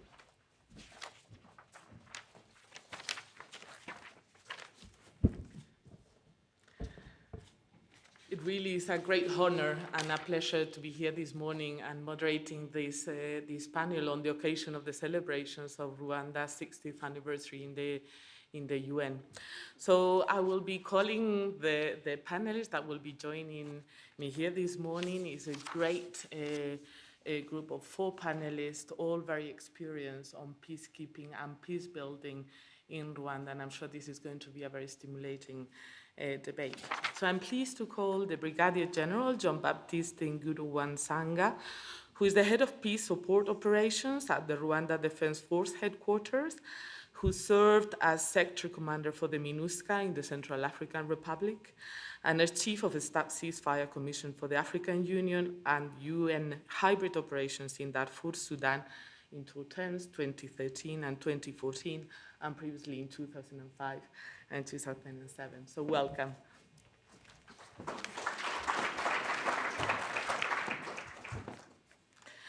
I'm also pleased to call on the panel Mrs. Baranga Gasarabge, who is just back from 7 years tenure in Mali, where she served as the Deputy Special Representative of the Secretary General for MINUSMA, UN Resident Coordinator, and UNDP Resident Representative and Humanitarian Coordinator. Prior to this, she worked as the Assistant Secretary General for the Department of Safety and Security in New York, and she served in various senior capacities with the UNDP in Mali, Guinea, Djibouti, and Benin. She has a 30-year career at the UN and also worked previously with CEDA, World Bank, and USAID. Welcome to the panel. I'm also greeting Professor Phil Clark, who will be joining us online. From London. He is Professor of International Politics at SOAS, University of London. He had written 2 books, one on distant justice, the impact of the International Criminal Court on African politics in 2018, and the Gatsata Courts, Post-Genocide Justice and Reconciliation in Rwanda, Justice Without Lawyers, in 2010. He's currently writing on welfare and inequality in post-genocide Rwanda. In 2014, Professor Clark established the Research Policy and Higher Education Program at the Aegis Trust to support the Rwandan social science research community, and he will be joining us online later.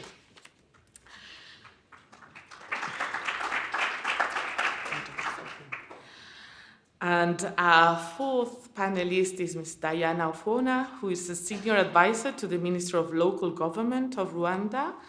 And prior to this appointment, she worked as UNDP resident representative in Niger from 2019 to June 2022, where she also led the UNDP Niger's component of the stabilization strategy for the Sahel, the Lake Chad Basin, and Liptako-Gurma regions.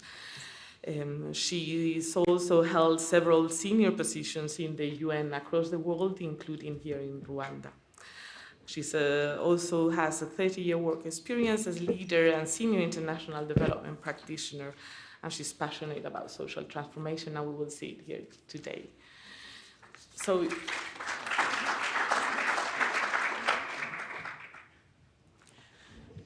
it's a great pleasure to welcome this panel here today. It is indeed very timely to reflect on peacekeeping and peace building on UN Day at a moment where the world is facing great challenges on global peace and security and evolving threats and crisis multipliers such as food security and climate change. And on these moments, we realize that we can always address these challenges together, upholding a rules-based international order based and anchored on the UN Charter that we are celebrating here today.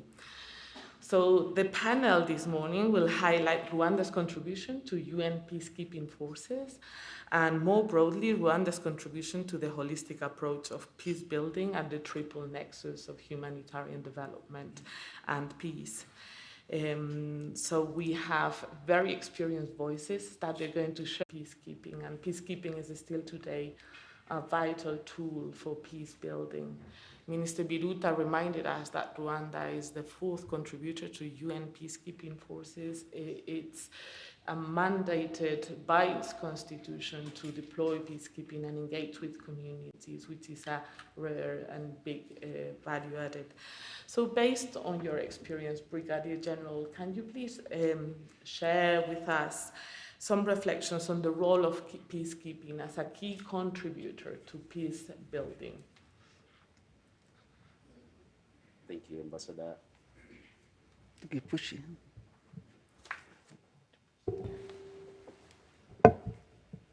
Sorry, if you allow, can I take the podium? Thank you so much.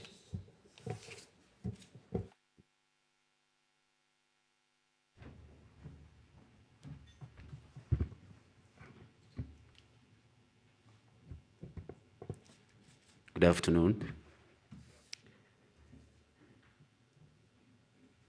If we are to talk about peacekeeping today, there are certain phrases or terminologies that ought to take in consideration. And first and foremost, if we talk of peacekeeping, we talk of protection of civilians,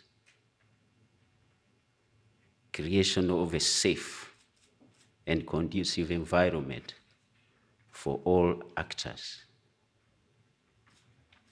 That basically stands out in a mandate of peacekeeping.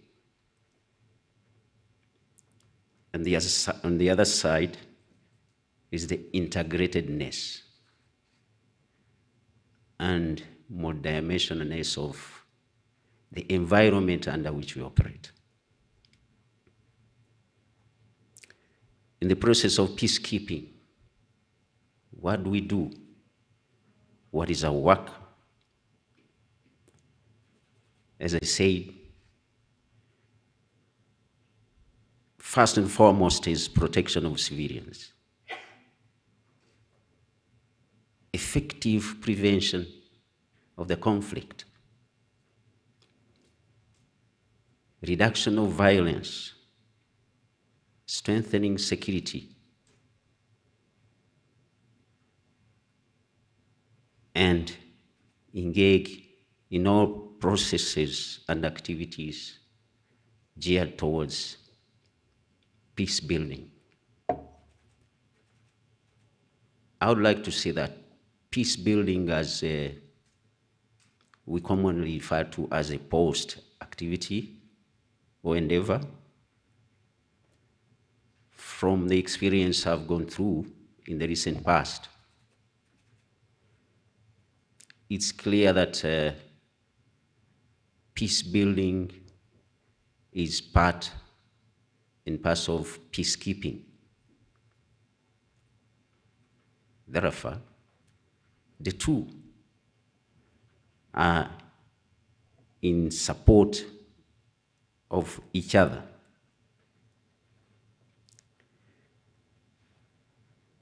After or with the improvement of the security situation, what do peacekeepers engage in fundamentally?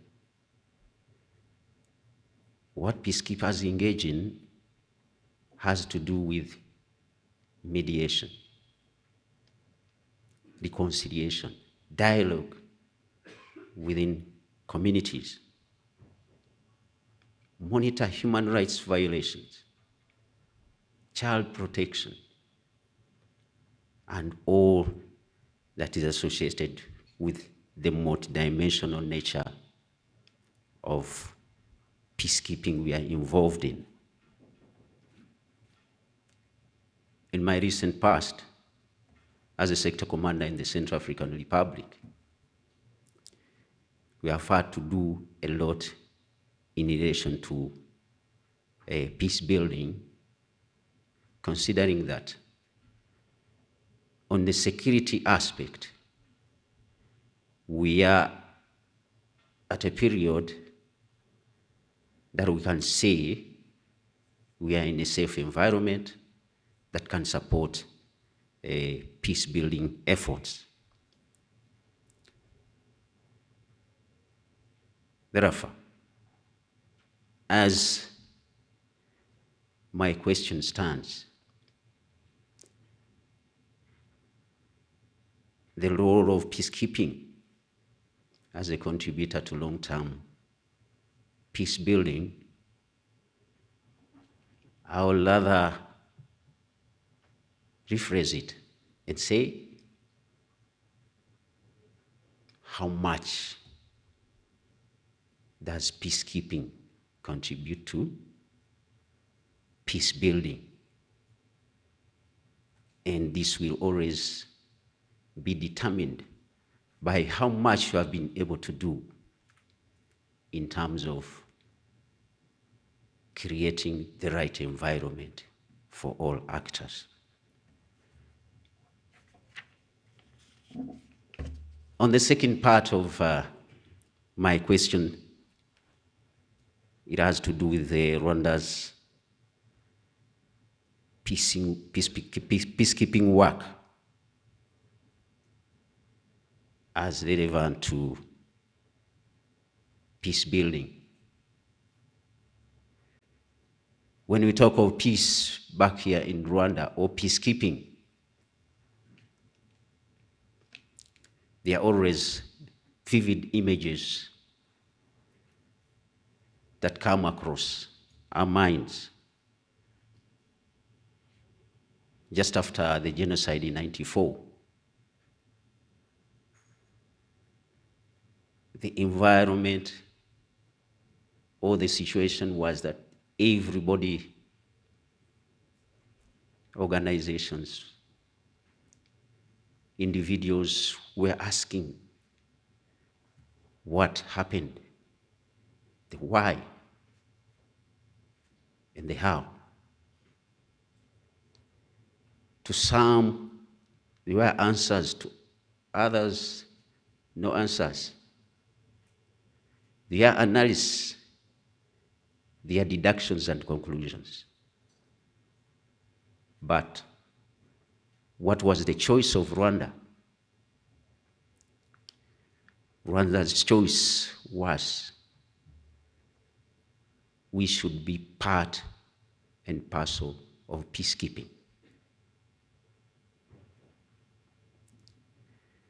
That brings in a player, Rwanda, in peacekeeping, filled with the desire, the will, and commitment to the cause of protection of civilians. And wherever they have been deployed, they have won the trust and confidence of host communities, and rarely parties to the conflict. Hence, creating a conducive environment for other processes and activities to take place, plus peace building. Rwanda peacekeepers are involved in civic outreach activities and the provision of medical services, scholastic materials to children, sports equipment, and others. They also engage in QIPs, quick impact projects, beyond what is provided for by the mission from own meager resources. Construct classrooms, construct markets, etc. Rwandan peacekeepers share Rwanda homegrown solutions with host communities that include the famous economic cooking stove. That was a great contribution to Darfur, with the use of firewood, referred to as rondereza. Regular community work, referred to as umuganda, which has become very famous. And it has to do with the cleanliness, hygiene, tree planting, and environment. We're also looking at what we call akarima kijikoni, where you have to grow vegetables on the smallest part of land available to you at home. So all these initiatives are intended to benefit, raise the hope of host communities, build the confidence and trust in the mission, subsequently creating a health condition for peace building. So as a summary, I would say peacekeeping is complementary with peace building, and we know as peacekeepers, at a given time, the mandate expires. From there, then the peace building processes do carry on. Thank you so much.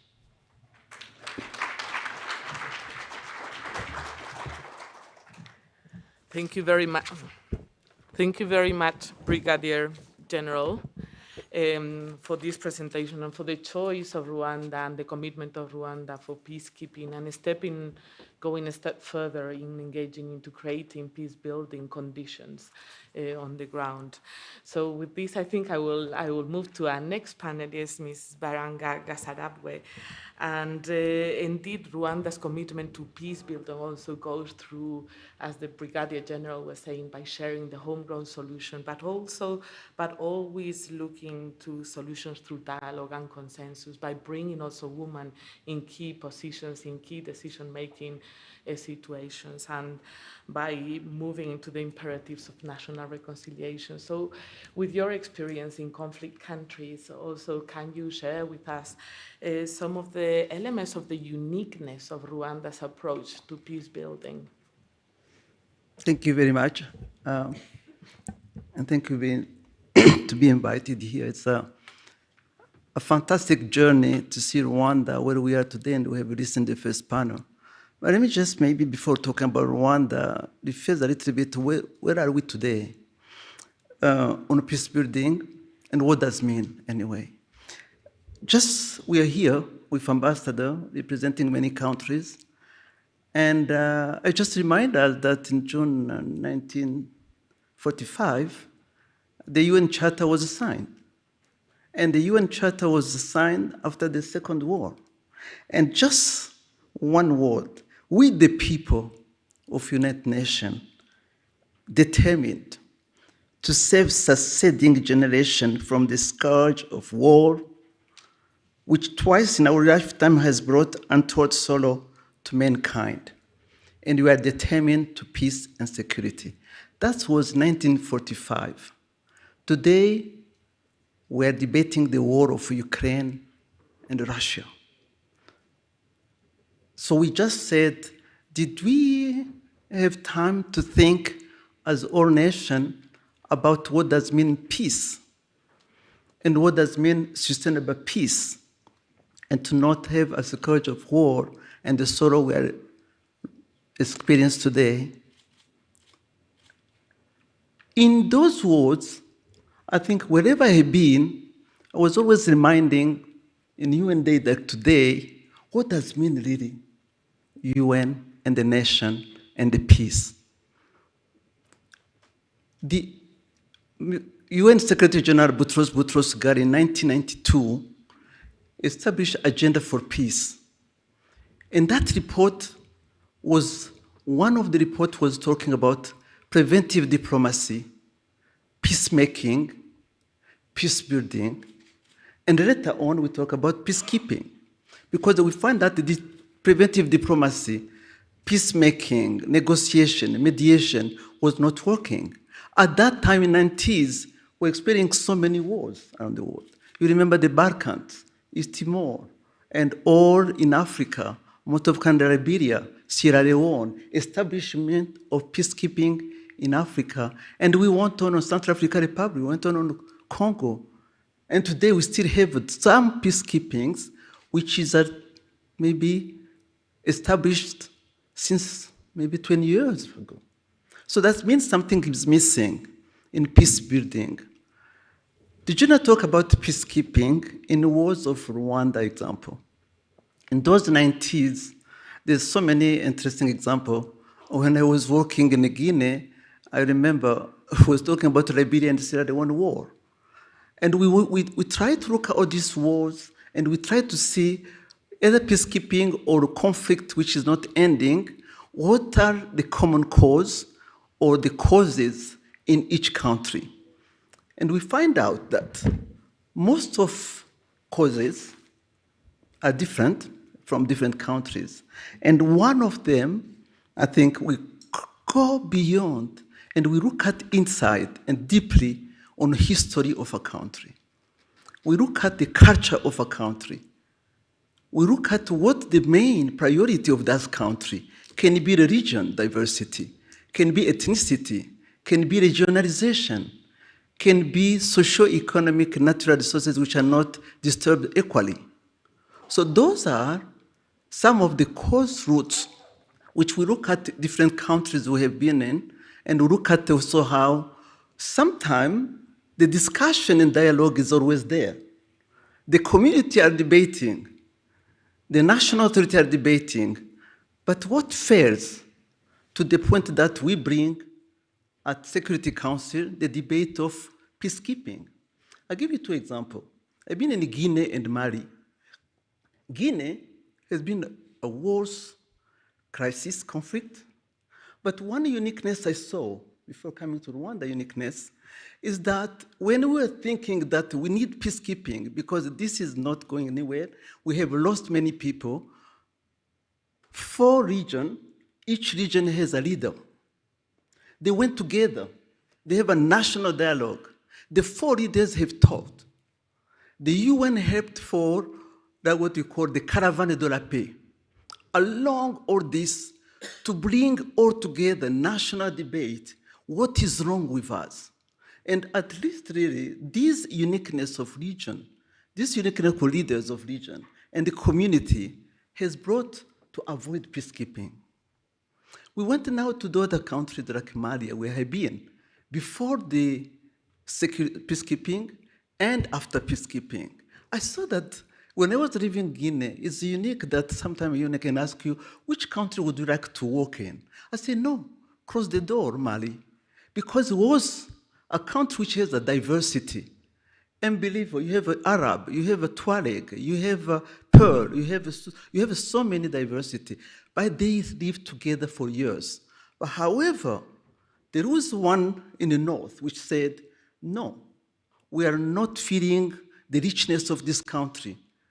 And they started separating. And the stabilization mission was coming, as MINUSMA is called, stabilization, to try to put people together, not having like this separation. But then, second debate and second challenge was what we call terrorism. What does mean terrorism, by the way? We find that defining this destabilization of terrorism, most of people were very poor in some places. You can give $1 to a young guy, he will put a mine on the road. And when you pass by, you just explode. And we find that small community were starting getting, I am this, I am that, I am that. And putting this nation together was problematic. I went to Kosovo. Kosovo, in the Balkan, you know what happened over there, and what they hate, the speech, the hate speech, remember, the youth, the women, those solutions were brought also through those.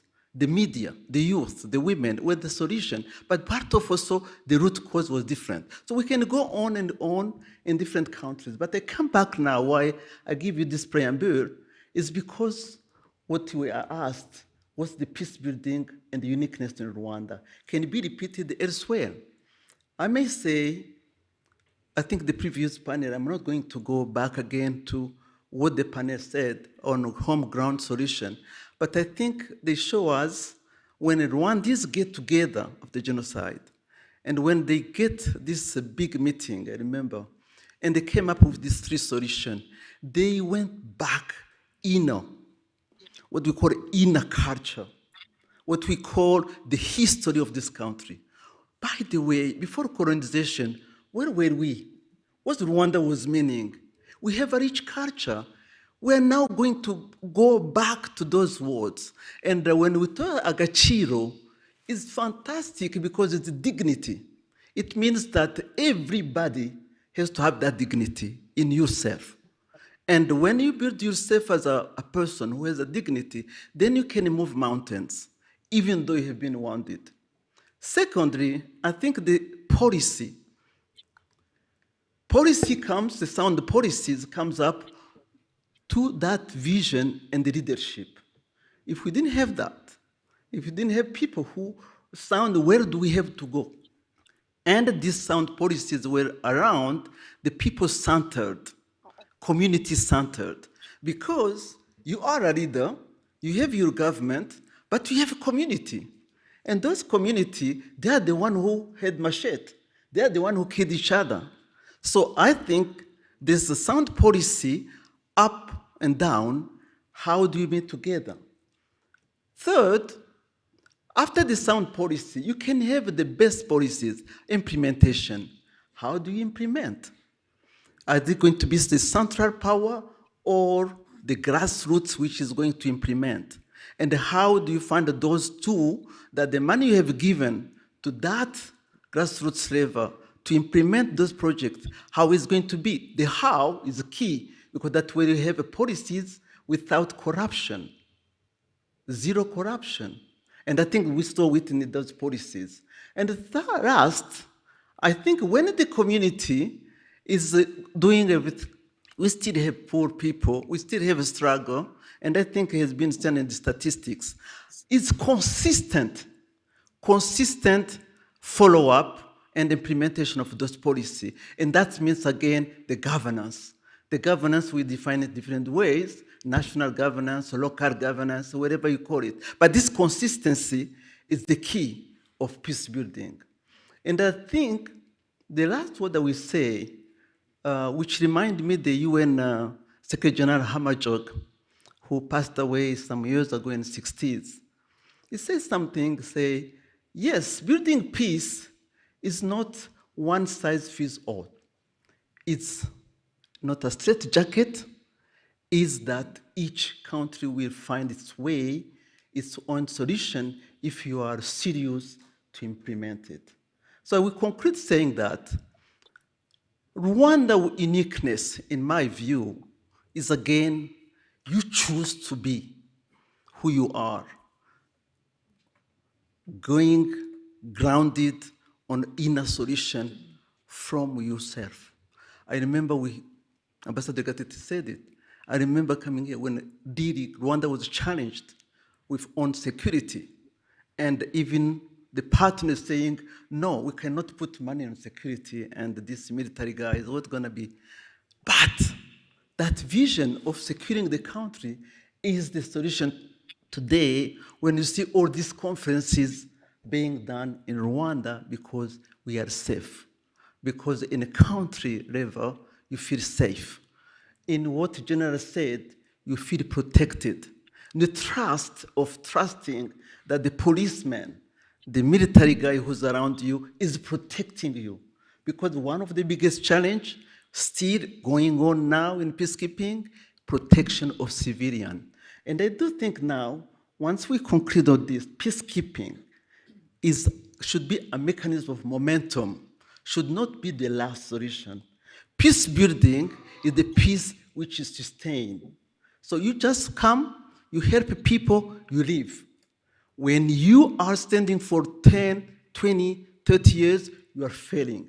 Something is wrong in your governance, something is wrong in your policies, something is wrong in your implementation, something is wrong with your accountability to your people. I thank you.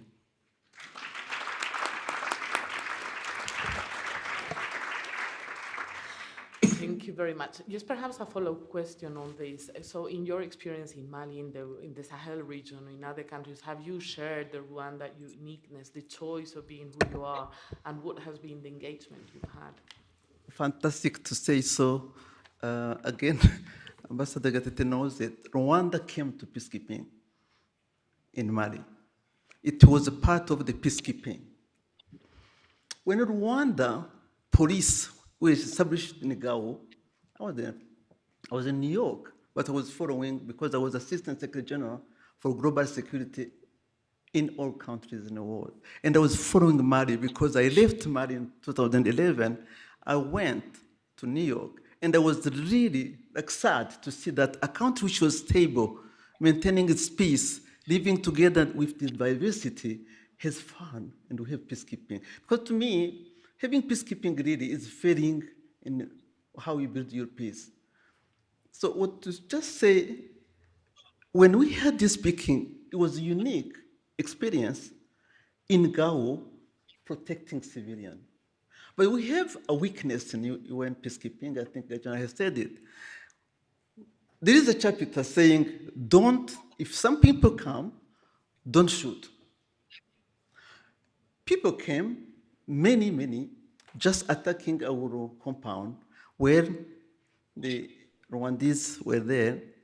And of course, they were protecting the population, and they were protecting also. They shoot up just to dissuade people.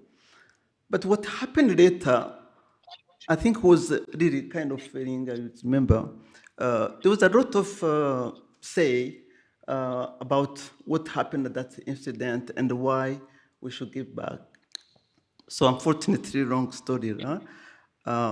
Rwanda police were withdrawn and we came back here. But people will never forget. People, because it was protection of civilians. Don't shoot, but you need sometimes to dissuade because you need protecting people. I think General can say a lot, where we are still failing protecting civilians. How do you protect civilians? Do we have to be proactive and protect people, or shall we just say this like this? When people are dead, we come back and say, oh, there was a report of 10 people who passed away. There was a report of this. By the way, ending on that, on peace building also, is a matter of combining two issues. We talk about protecting civilians, but we talk also about combination of humanitarian development and peace and security.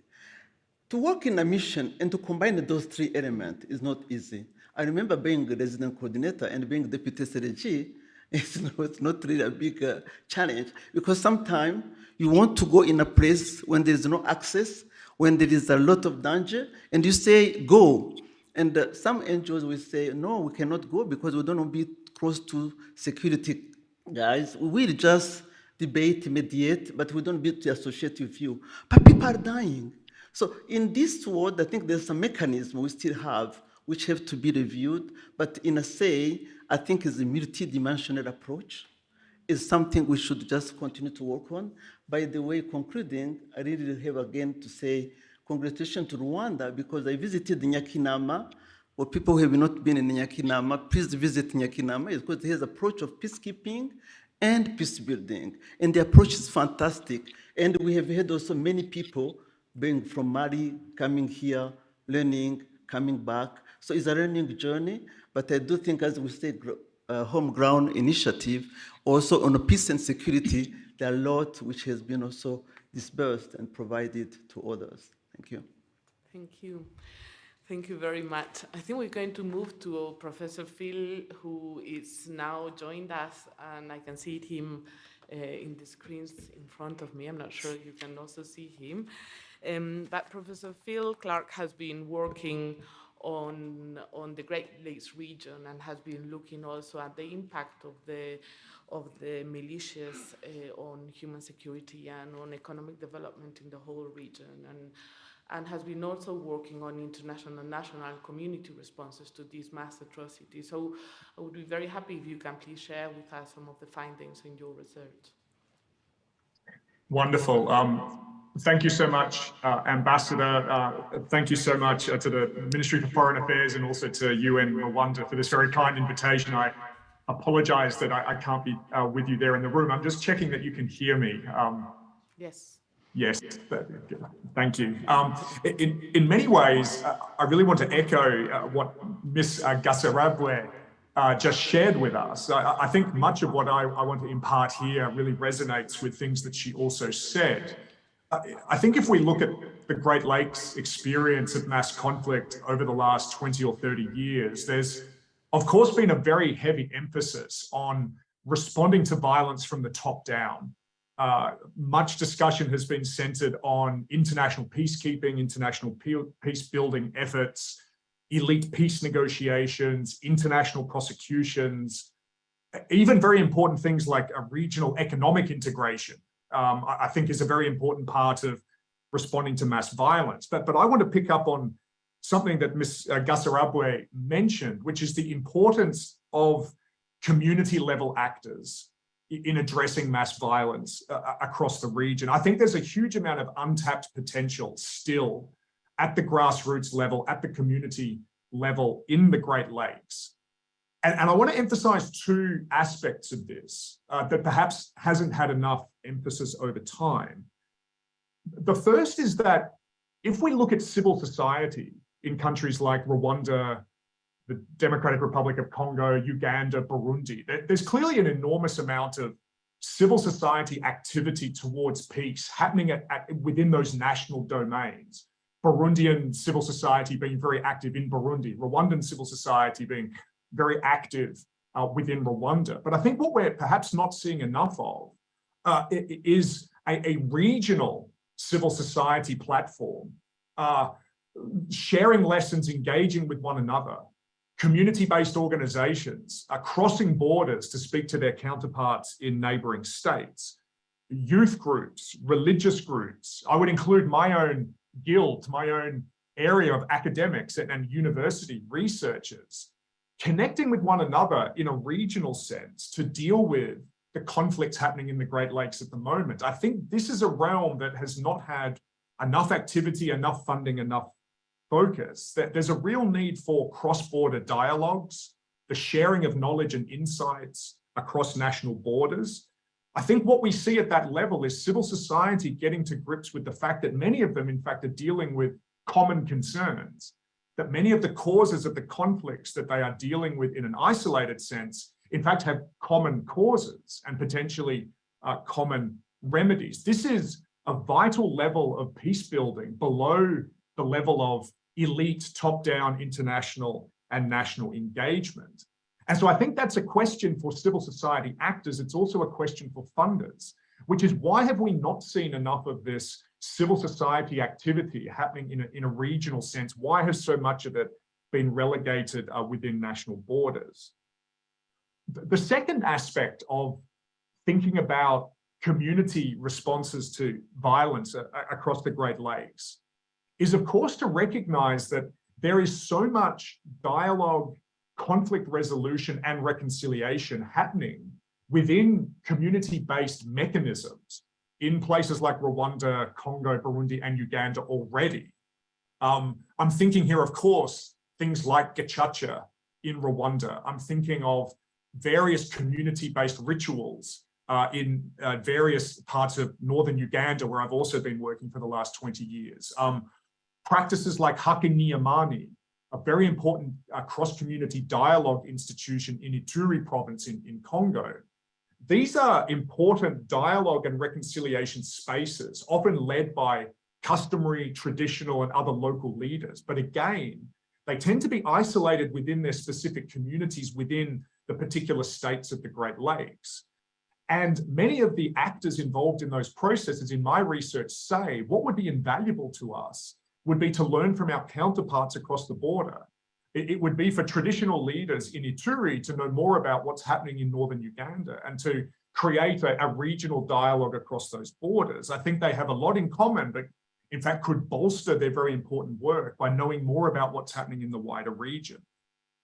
So these are two levels, civil society, but also community reconciliation. I think this is a realm where, to be honest, governments need to stay aloof from these processes. These practices work best when in fact they are led by civil society, when they are led from the community. The minute governments get involved, it changes the nature of those two levels.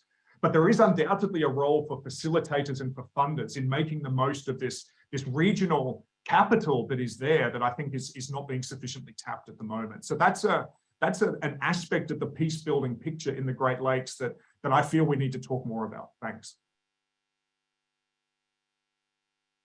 Up, I mean, yeah, as a follow-up. Sorry, I just lost it. Yeah, you're back. Sorry, Ambassador. Yeah, I can hear you now. Yes, you were talking about transitional justice mechanism at community level also, and which is also an essential component on justice, on peacekeeping, but also on conflict prevention. So what is in your research, what are your findings in terms of the outcome of the transitional justice process that they can be brought forward into new experiences? Yeah, great. I think this is useful because it shifts from a peace-building focus to a transitional justice focus. And I think the Rwandan experience of transitional justice has an enormous amount to teach the rest of the continent and even further afield. And in 3 minutes, with your permission, Ambassador, I'd like to summarize 3 key lessons that I think we can take from Rwanda's experience of transitional justice.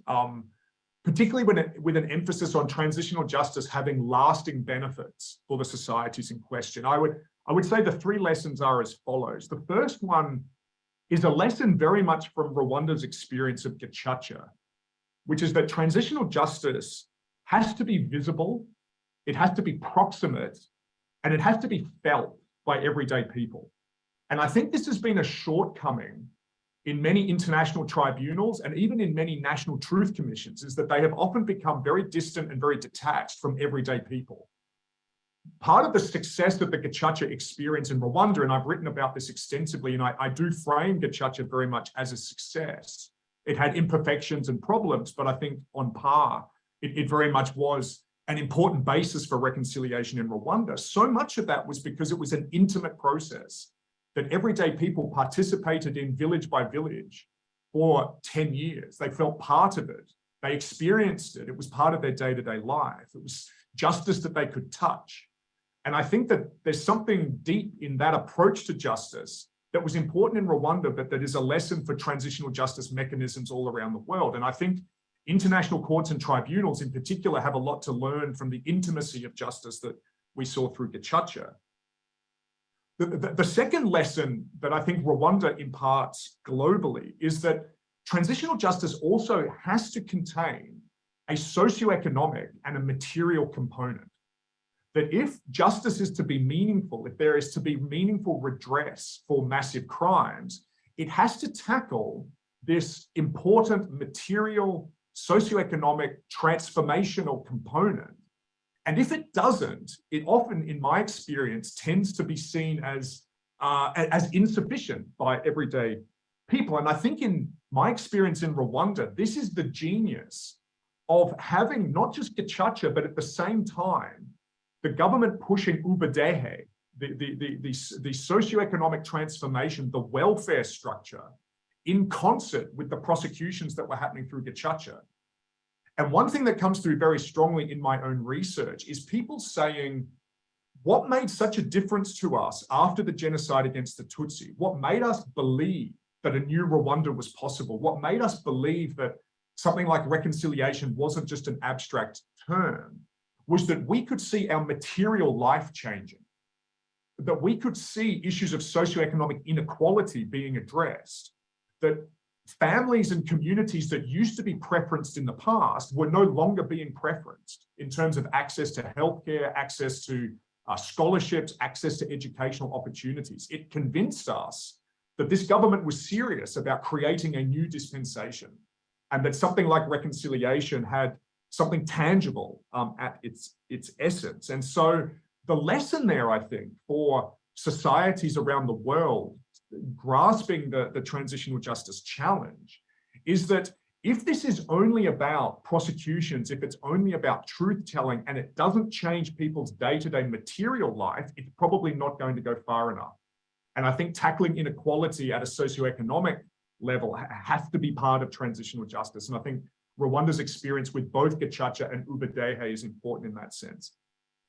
The third and final lesson that I think Rwanda imparts in transitional justice terms is that transitional justice is always ongoing, that it's never just about these set piece moments or set piece institutions like Gacaca. It's a process of dealing with the past, of trying to lay a foundation for reconciliation that, to be honest, never ends. And I think that one way that Rwanda has had to think about this challenge was during the period of COVID.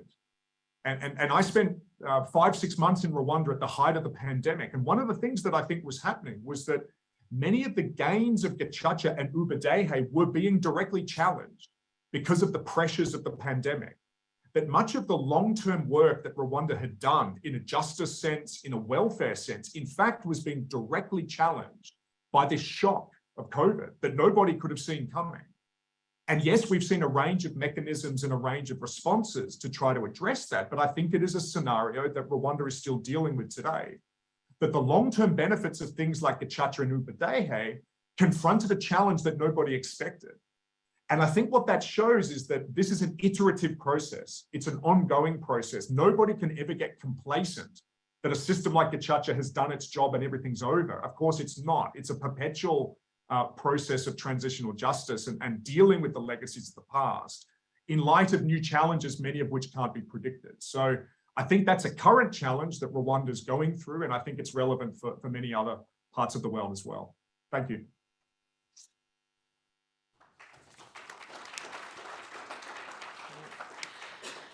Great, thank you very much. That's the day-to-day and the daily work moving towards transitional justice and reconciliation and moving forward. And this was also an excellent bridge with the previous panel that discussed also sustainable development in the country and the work towards building and bridging these inequalities. So with this, I'm going to move to our fourth panelist. This is Diana Ofuona, and looking also at new approaches to crisis prevention, stabilization, and long-term recovery, which is also a broad title. But it's true that at a time we're facing new threats and that we are seeing that the impact of the war in Ukraine has consequences into the daily lives of people around the world. We are somehow tested in our systems and we look at how we are doing things. So in your experience, what is here to learn in terms of the current approaches and methods, and what the UN and the international community can do differently in responding more effectively to both traditional and non-traditional threats?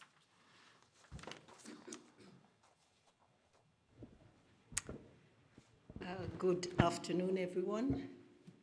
Well, standing on existing protocols, let me first of all start by wishing happy 60th anniversary to Rwanda in the UN. It's a beautiful place to be. It somehow coincides with my birthday, so my birthday. Happy birthday. My birthday is not today, but the age coincides. So I'm one of those women who's very brave in telling their age. So thank you very much. One of the beauties of speaking last is that everything has been said, and I can actually just summarize and pick the brains of what has been said before. And I think I will start with something that struck me when my sister Mbaranga spoke, is that in the first place, to have peacekeeping and peace-building initiatives, it's symptomatic of development failures. If in 1945 we were speaking of peace building, and if today we're speaking of it, and in fact, in more complex contexts, then there's something in the middle that is not right. And maybe based on everything that has been said today, I will pick probably three things that perhaps need to change. And once again, benefiting from having listened to the others. I'm very glad you put me last, Ambassador. Thank you. I think the first is predictive analysis. You know, in certain cases, we see it coming and then we are surprised. And indeed, there's very little predictive analysis happening. And even where it does happen, we don't often benefit or use the intelligence thereof. And 1994 genocide against the Tutsi in Rwanda is a case in point.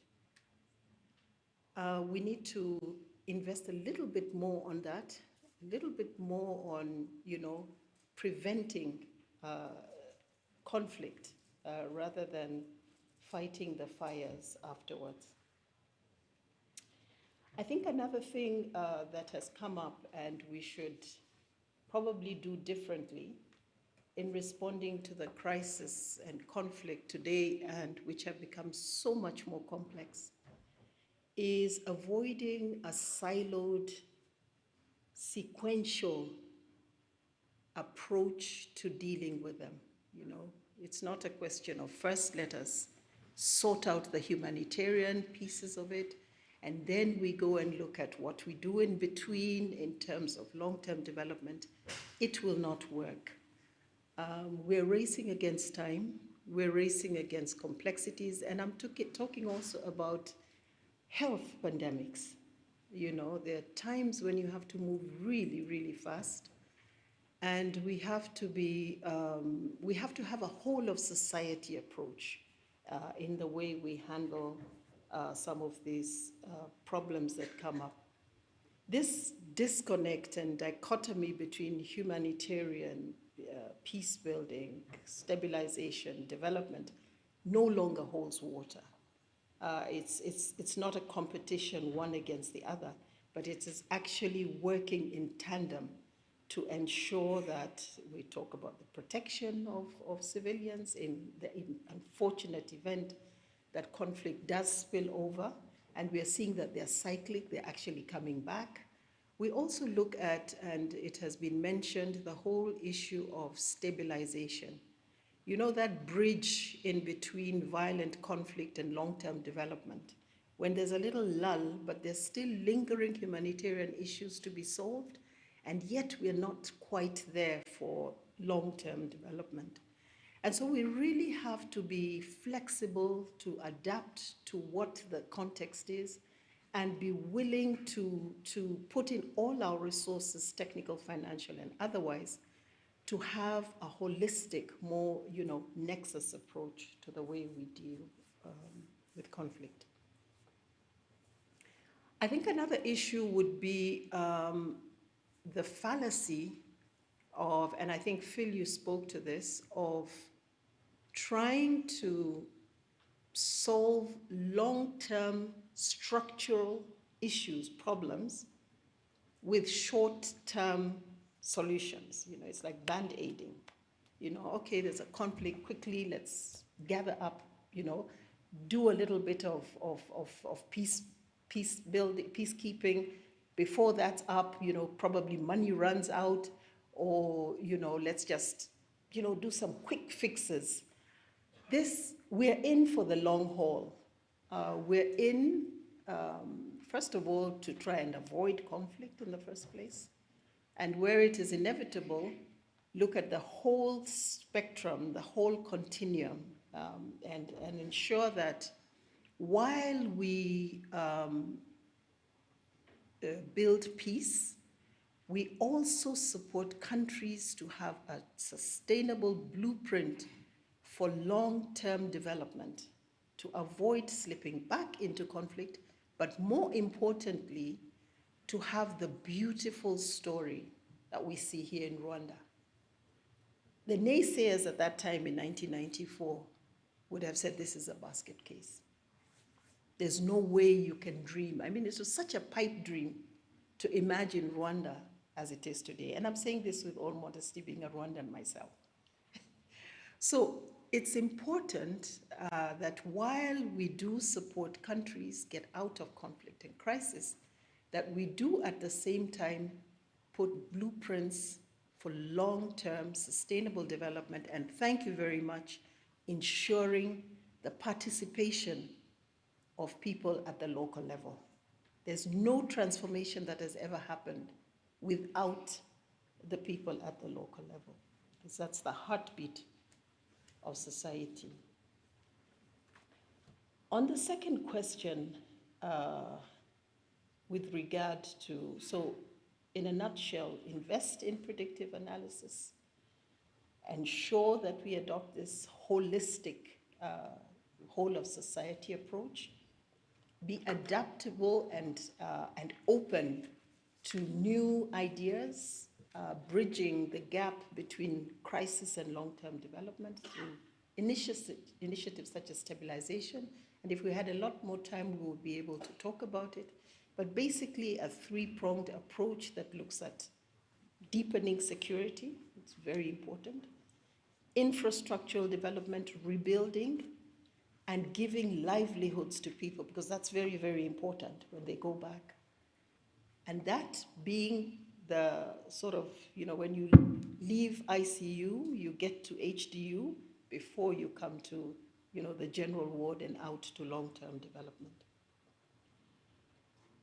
On your question of funding, which I'm preempting, by the way, because yes, I think it just flows naturally.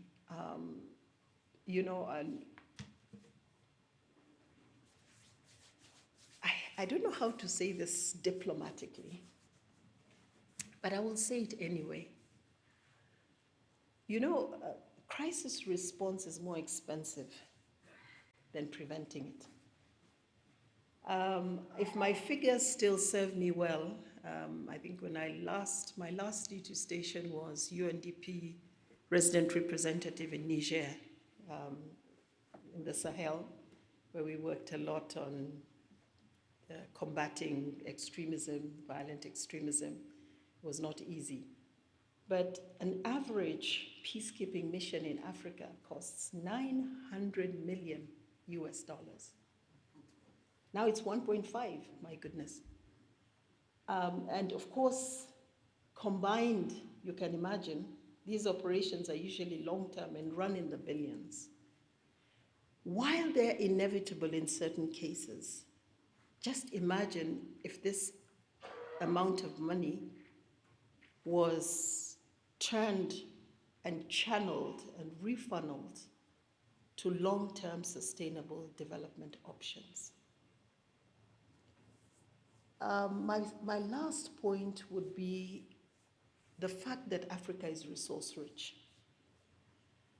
A lot more can be done about how we redistribute, how we exploit our own resources, how we add value, and how we will fasten and quicken the pace to which we will enter and make much more use of the African Continental Free Trade Area. We need to ensure that the financing that is dwindling, that is really not coming in as much as it should, and why should it anyway, is used as a spark for long-term development, and we use the resources that we have to generate much more and bigger, and of course, as we said, much more ambitious projects for Africa's development. Thank you.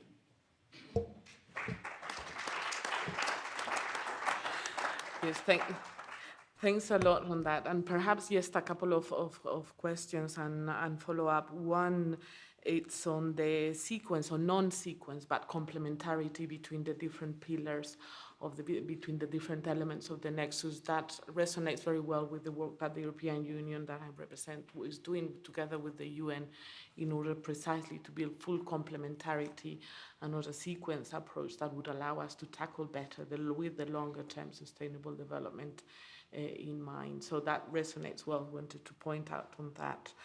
I had one additional question in regards to the new agenda for peace, whether it's a shift of mind from crisis response to better anticipation and from translating from the early warning into the early action.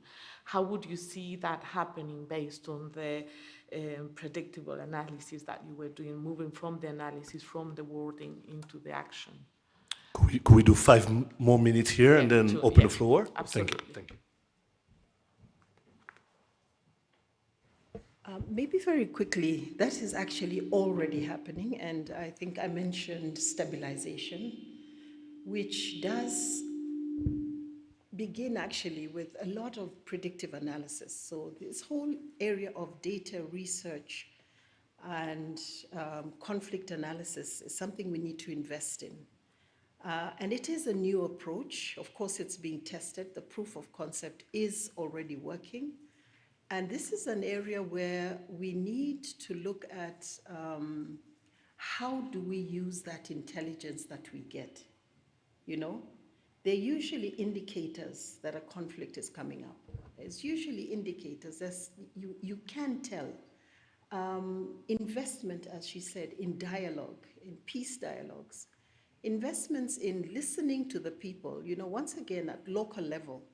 How often do we go around before we develop our initiatives to actually listen to what the people want, to dialogue with them, to support them in articulating a better and more ambitious development trajectory for themselves? There are simple things that can be done that actually stump or nip in the bud this early, this pathway to conflict, and would indeed be a great investment. Sometimes takes a lot of time, but trust me, prevention is better than cure. And in other words, but cheaper actually than cure. So I really push for that. I push for where possible. In some places, it's absolutely not possible. The issues are really deep, but where it is, it's important that the investment be rather in trying to dialogue, bring peace, analyze, and support people to move from conflict to development. Thank you. So thank you very much, and perhaps it's a small moment for reflection on the European Union is indeed fully committed behind the UN in this peacekeeping and also in this longer-term approach. And we remain together with the EU member states on present here, a key contributor for peacekeeping operations, but also on development. So yes, the small element on what we're doing on our side. But I think with this, and I look at our MC, we can open the floor for questions. So I think we would have time for a couple of questions from the floor. Let's take about 3 questions from the floor, answer them at the same time. Raise your hand, there's a microphone going around. There's a couple of them actually. Do we have a question? Maybe a comment? Do we have a question? Yes?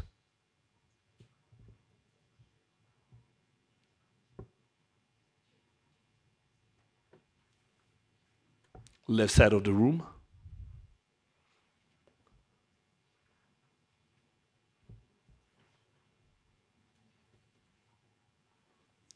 Anybody?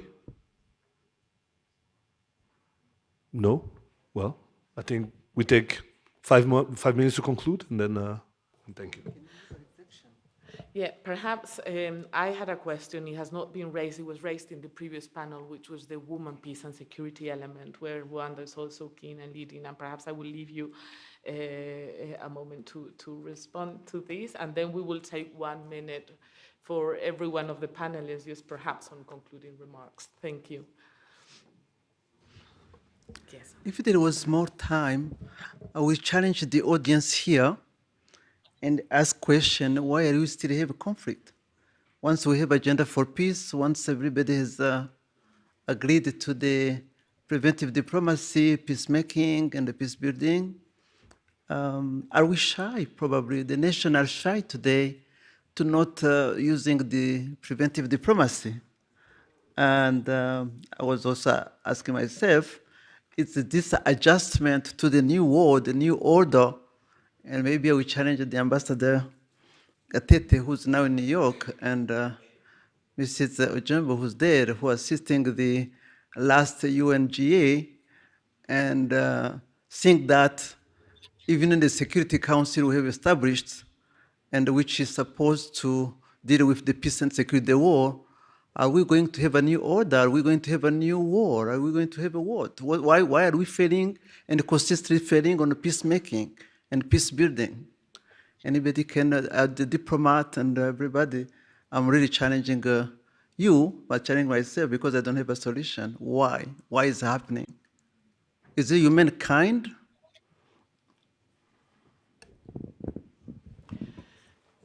Yes, certainly the use of force should have no place in the 21st century. But I think the Ambassador Gatete wanted to, I don't know whether to take the challenge.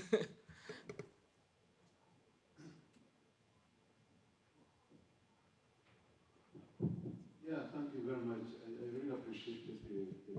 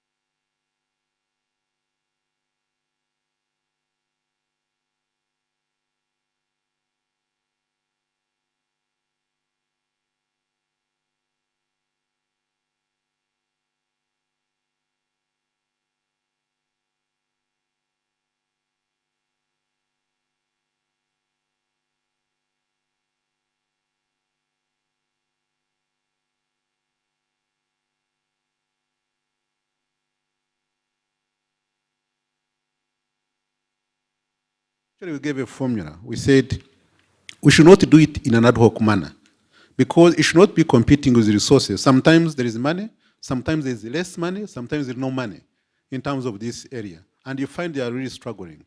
And we said, no, we need to come up with really a sustainable way so that you don't have to go and beg the countries to contribute to peace building.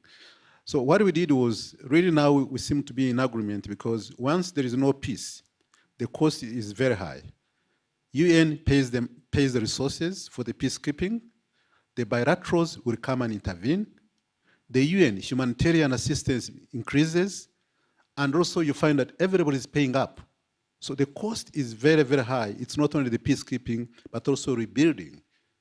after a big cost is very, very expensive. So what we did was we should focus on peace building and we should create a fund for that.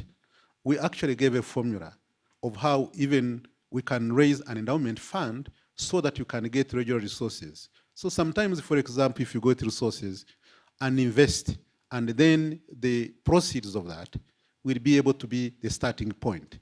Saying it is giving me, for example, the proceeds is 200 million, at least I have that money guaranteed. I can now mobilize on top of that more money on peace building so that you can do an assessment, intervene ahead of time, and make sure that you prevent that conflict from happening. That's a debate that we are really holding, which we think that is very important. Then secondly, we also looked at peacekeeping. How is it? Because this was established when the UN was established. That's the way it is. And in most cases, there are issues it doesn't solve. Because you need a combination, and we've seen it in the Central African Republic, I think General has mentioned it, where you have a combination of a force that can do the intervention and also a force that can protect the civilians. So that way, that kind of combination helps in terms of actually addressing the issues. Because the peacekeeping also, by the rule, they have a restriction on how much they can do. And also the intervention becomes also very useful. There is also a debate on that. And also looking at what has happened in Central African Republic and what has happened in Mozambique with our force going there to really address the issue in a quick manner. No debates, not too much debates, but that it intervenes, solves the problem, and then it is followed by actually helping the country to continue. So there is that debate of saying, what do we do with the peacekeeping operation now? Is it really the best that we can have? Can it be complemented by something else? So that's also the debate that is also taking place. So the issue of prevention is becoming more and more important, and you need assured resources. This time we had assessed contribution by each country paying according to how rich you are, but we want to make sure that we create a fund that is assured, where we can do it properly, assess it, and also as permanent representatives, we supervise how it is being done, and so that we can now prevent the conflict and reduce the number of peacekeeping operations that we have at the moment. So that's what I can say on this one. Thank you so much.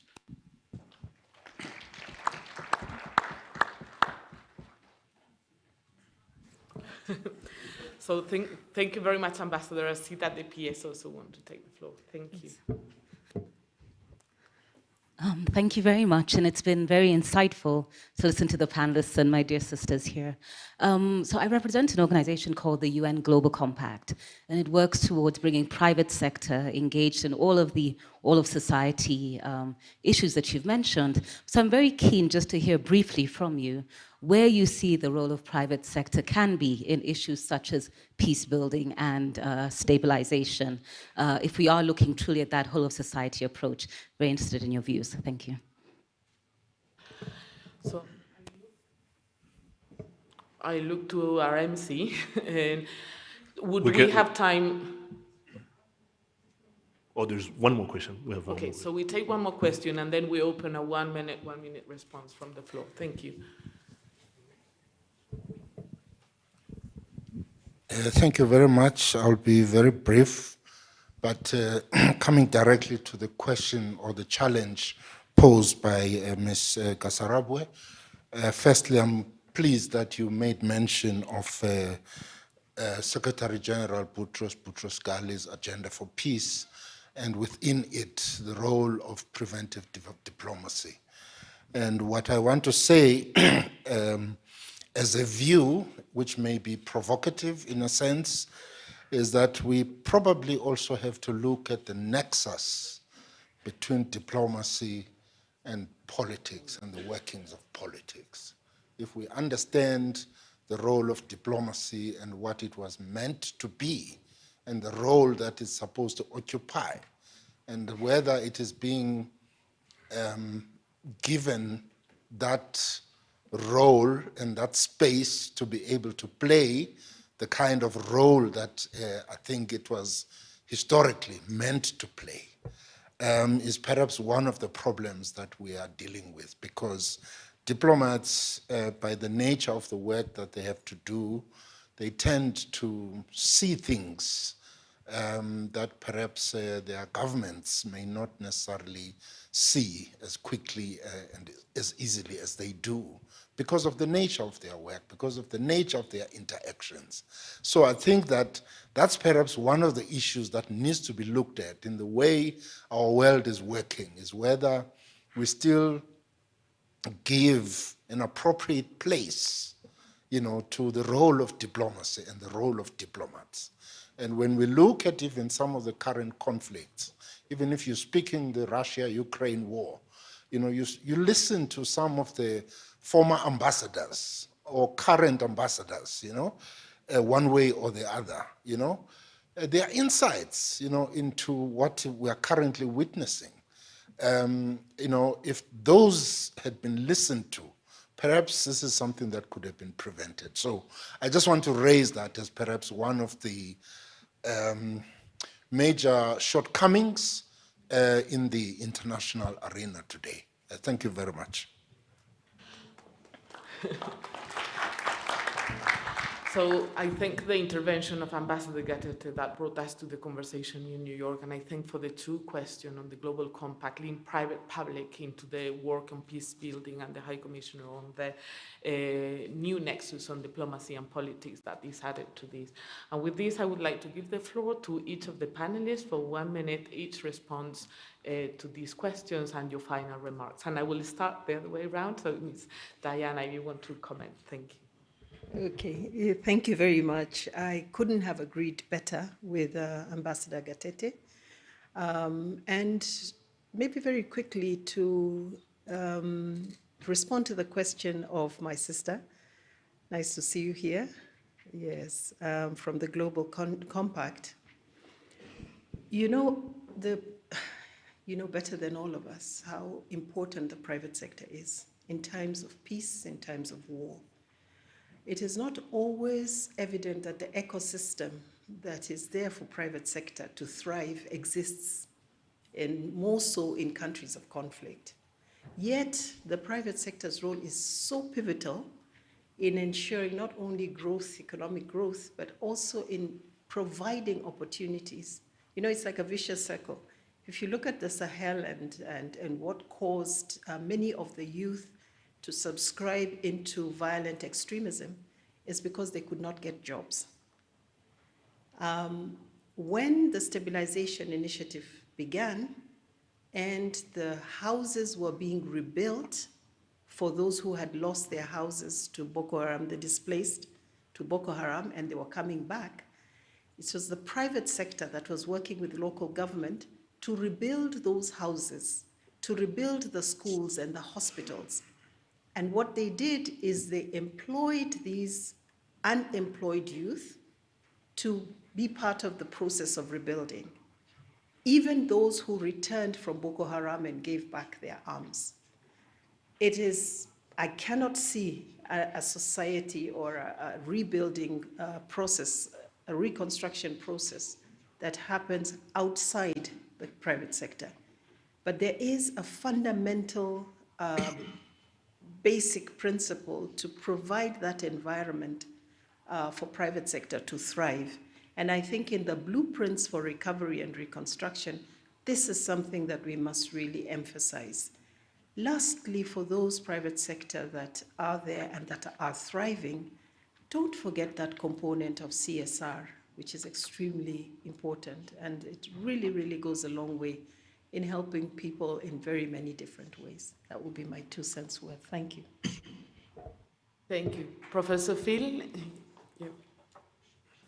Yeah, wonderful. Thank you. Let me also just say something brief about the private secretary's questions there are coming from the Global Compact. Look, I think everything that we've been talking about, peace building and transitional justice, has to include the private sector at its heart. I would say in 2 key respects. The first one is, I think sometimes the business community itself needs to be more honest about the role that it's often played in conflict. Benefiting from conflict, sometimes mobilizing conflict. There are often material and economic drivers of conflict, and sometimes the private sector itself has been part of the problem there. And I think we're talking at the moment about a region where that is absolutely central. So I think we need some honesty first about the role, sometimes the problematic role that the private sector has played in that regard.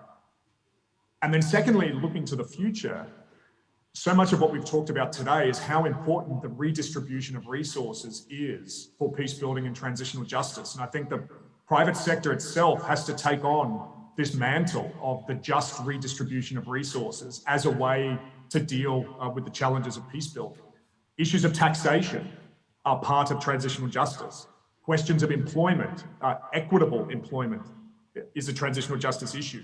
Work conditions are a transitional justice issue. Housing and infrastructure are all transitional justice issues because they are about tackling inequality and changing the structures of society, many of which perpetuated conflict in the past. I'm an Australian who's married to a South African, and I would say that our two societies have failed on this question of the private sector's role in peace building and transitional justice. I think in our two societies, the private sector has wanted to get on as though it's business as usual, not realizing that they've been part of the problem. They were central to apartheid in South Africa.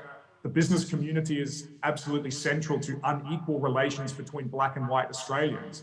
The private sector has not come to terms in either South Africa or Australia with its responsibilities and the way that it needs to change its practices. And until they change their practices, we will continue to see the inequality between different groups in society that potentially leads to further conflict in the future. So I think we can look at South Africa and Australia and see why we have to have this conversation about the private sector and the business community playing a much more central role in all of these issues around peace and transitional justice.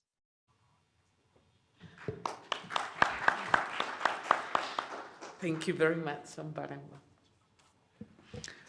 Ambassador, thank you very much to come back again to this preventive diplomacy attention. I think it's really sound, and I think UNGA, United Nations General Assembly, has talked a lot about this.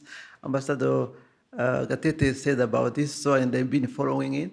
I think it's really crucial we go back to that agenda for peace and look at really how this three-dimension, preventive diplomacy, peacemaking, mediation, and peace building, which is combining these three dimensions we saw about justice, rule of law, development, humanitarian, and peace and security, cannot be working in silo. It has to be together. And I think it has been emphasized, but we need also the community of donors community to listen to what the state is saying and work together. This is the partnership now. I thank you very much, Ojambo, Sister Jambo. I have been following what you have done in the UN Compact. Fantastic. It's bringing these companies, private companies, big one, but work also in some of the developing countries around the SDGs and look at how everything can be brought as in your goal. And I can tell you, any country, even in crisis, even the deep crisis, you need to feed people. You need to give water. You need energy. You need everything is just said. And that's who bringing this is the private sector working closely with the public sector, with civil society, with everybody to contribute to that, because the wealth. And I just give an example. When I was facing 200,000 refugees in Guinea, when there was a war in Liberia and Sierra Leone, we used a company, Canadian company, a mining company, on social justice, on social protection. We involve them, we say, you cannot have this wealth in your hand, and you are not involving in social activities. And we managed to have some fund, which was channeled through UN, to give some of incentive. And working with women and the youth is possible. I'm working recently now to Georgetown University, which is on women and the security, and also Health International Business School. Is really they understood that the global affairs through Dubai, which I'm working with on that, they have established a campus when the MBA student are working on these rural areas, very remote control in conflict situation. When they graduate, they will understand how they go back and work in those environments, because they will gain money anyway.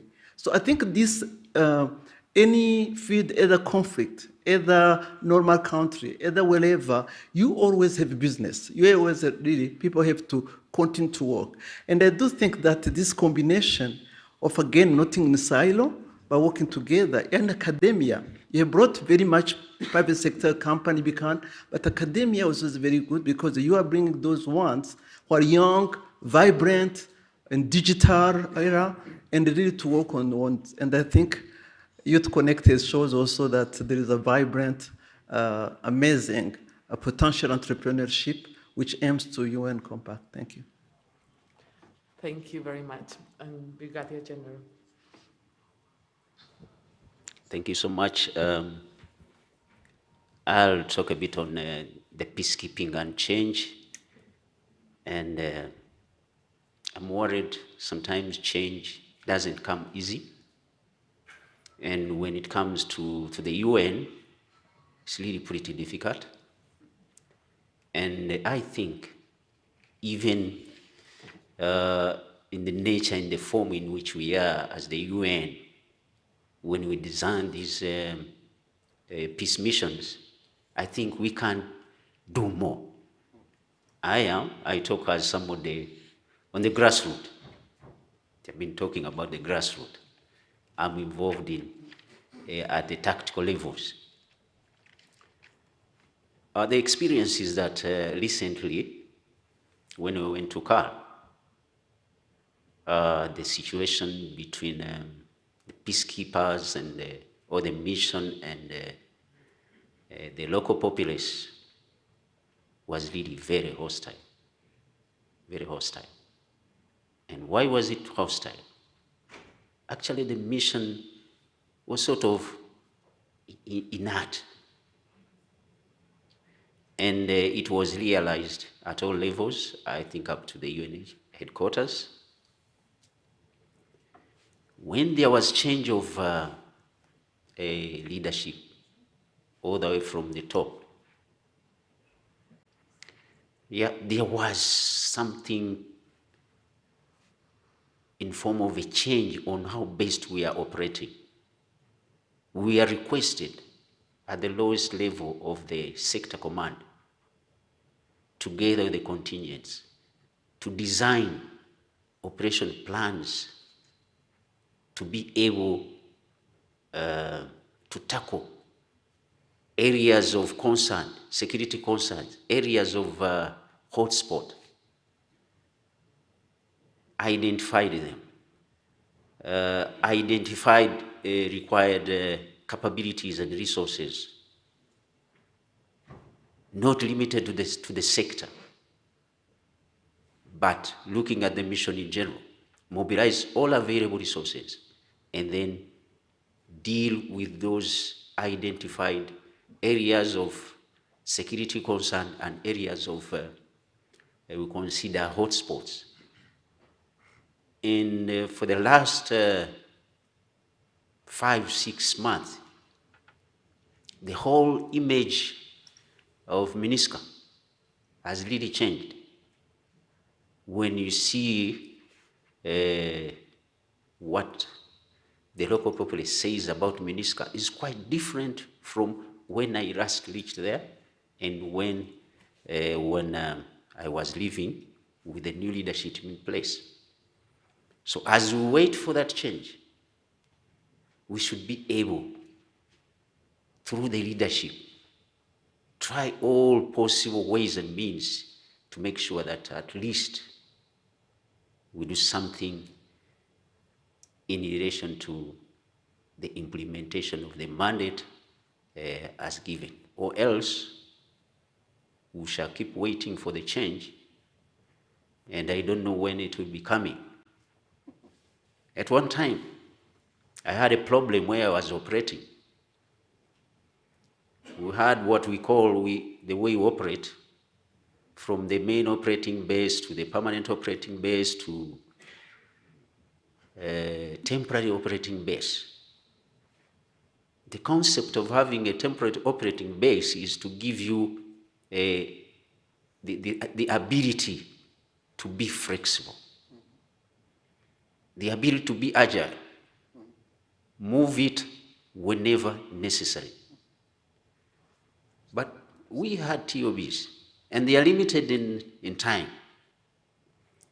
They had to, these are tactical bases that operate not more than 3 months. But I had more than 4 tactical bases, temporary operating bases, that have lived for more than 3 years. So what does it mean? You are no longer flexible. You can't operate because all your forces are fixed. And worse still, they are vulnerable because they can't provide the required force protection. This was requested to pull back these temporary operating bases. Since I arrived there, I have left. It's a year. They are still there. So what I'm trying to highlight is that change we are looking for. When is it coming? So if it is not coming, we should be able to do something in the state in which we are. And it can be done from what I saw. A year I spent in Ghana. Thank you so much. Yeah. Thank you very much. Yes, thank you very much for the panel. It was a great privilege to be here with you today. There were lots of strong positions that they were shared and strong messages that they were conveyed. We can see that true partnerships are built not on word but on deeds, and we can see Rwanda's commitment to working together with the UN on peacekeeping, but also more broadly on enhances this triple nexus on peace, security, and development. We heard about new nexus and the importance of politics and diplomacy also in prevention.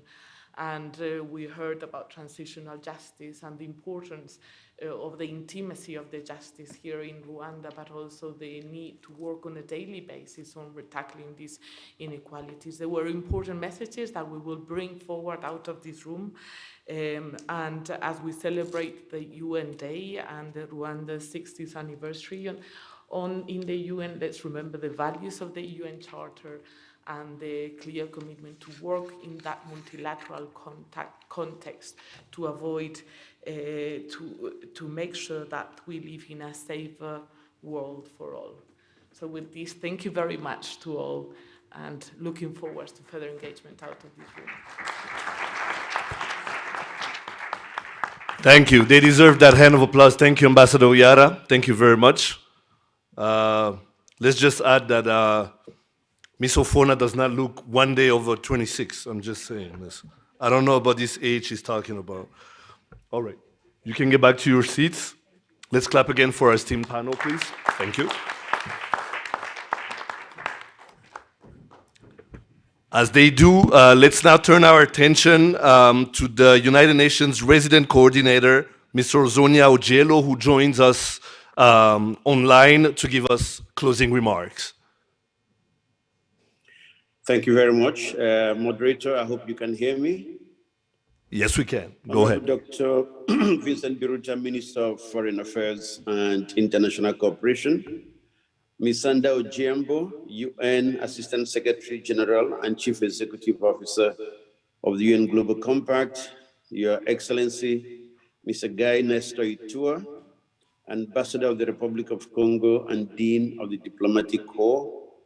Your Excellency, Ambassador Cleva Gatete, Permanent Representative of Rwanda to the UN in New York. Your Excellency, Ms. Belen Calvar Uyara, Ambassador of the European Union in Rwanda. Excellencies, Ambassadors and High Commissioners, Lord Mayor, City of Kigali, senior government officials, fellow UN colleagues, heads of agencies, the panelists, representatives of international organizations, NGOs, civil society, private sector, ladies and gentlemen. First, I would like to express my profound gratitude to you all on behalf of the United Nations system in Rwanda for joining the government, the people of Rwanda, and the United Nations in these celebrations. Your presence is testimony of our strength and partnership and friendship, as well as our mutual commitment to the UN Charter. Regrettably, I cannot be with you physically due to other commitments that required my presence here at UN headquarters in New York, but profound thanks to my brother Max, UNDP resident representative, for representing me so well. Ladies and gentlemen, some of us may be new in Rwanda but we're not new to its history. Rwanda faced terrible atrocities in 1994 in the genocide against the Tutsi. That episode remains a stain on the conscience of the international community. As we mark the anniversary of the day in 1945, when the UN Charter entered into force, and as we celebrate 60 years anniversary of Rwanda in the UN since 18 September 1962, it is a moment to appreciate how this beautiful country, Rwanda, has become a remarkable example for economic and social transformation in spite of the terrible events of 1994. It is an opportunity to reflect on how the United Nations and international community have seized the opportunity to work with the government and the people of Rwanda from post-genocide reconstruction to peace building and to development. The testimonies and reflections from the excellent panels that we have had today is also testimony of the resilience of Rwanda, the visionary leadership, and the right choices that have led Rwanda to what it is today.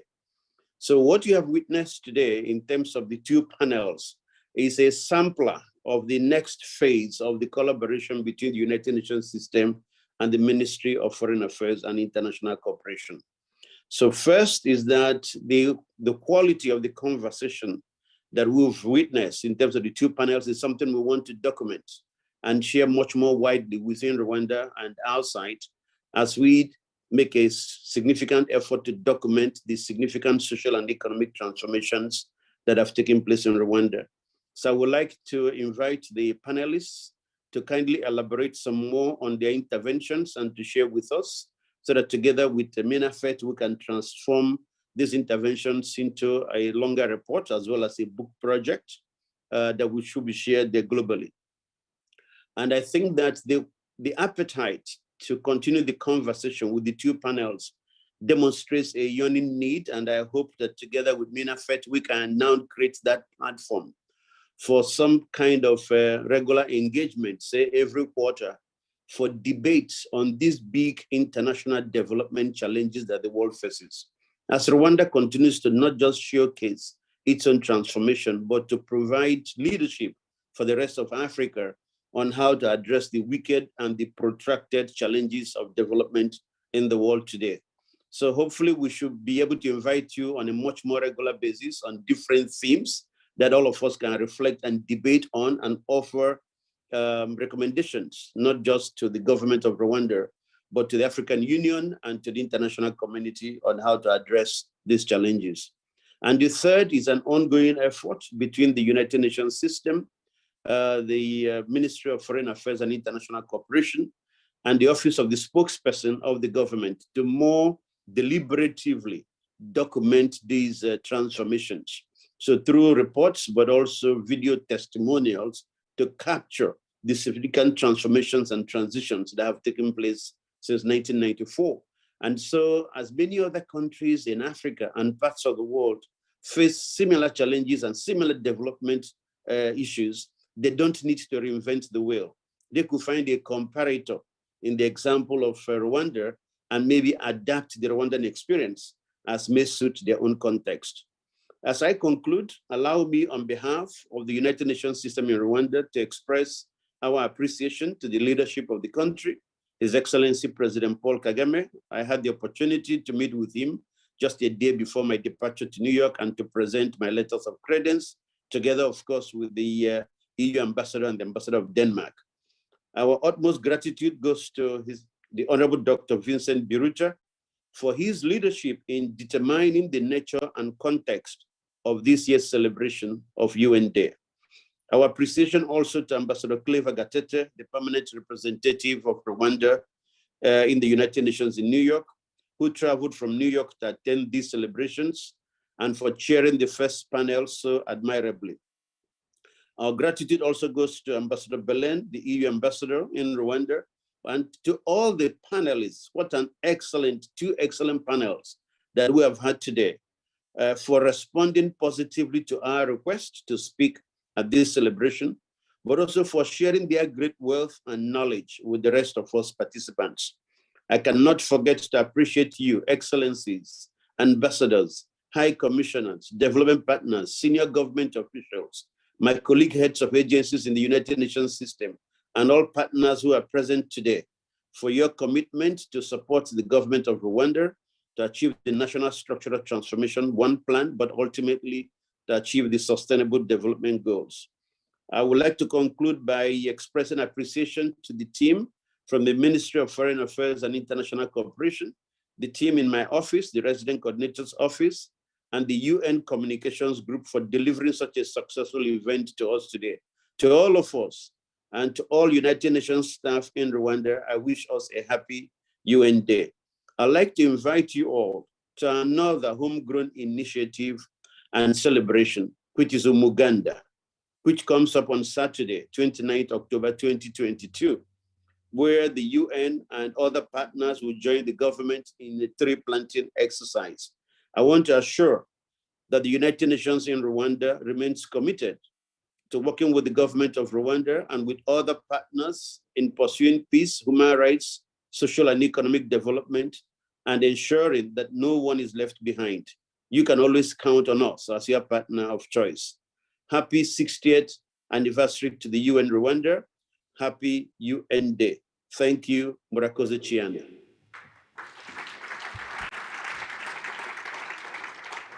We thank you very much, United Nations Resident Coordinator, Mr. Ojelio. Thank you for joining us. We appreciate you. Thank you. Thank you. All right. Now, we have run quite late on the program, but that does not mean that lunch has to move. We're still having lunch. It will be taking place in the tent, which once you get outside is on your left. The protocol team will be guiding you. We thank all the delegates. Clap for yourselves, please. All the delegates, all the esteemed moderators, all the panelists for their availability, their participation, and also all the online participants. Your contribution was very important. Happy 60th anniversary to Rwanda being part of the United Nations, and happy UN Day to everybody. My name is Regis Isheja. It's been an honor and a pleasure. Have yourself a great day. Bon appétit.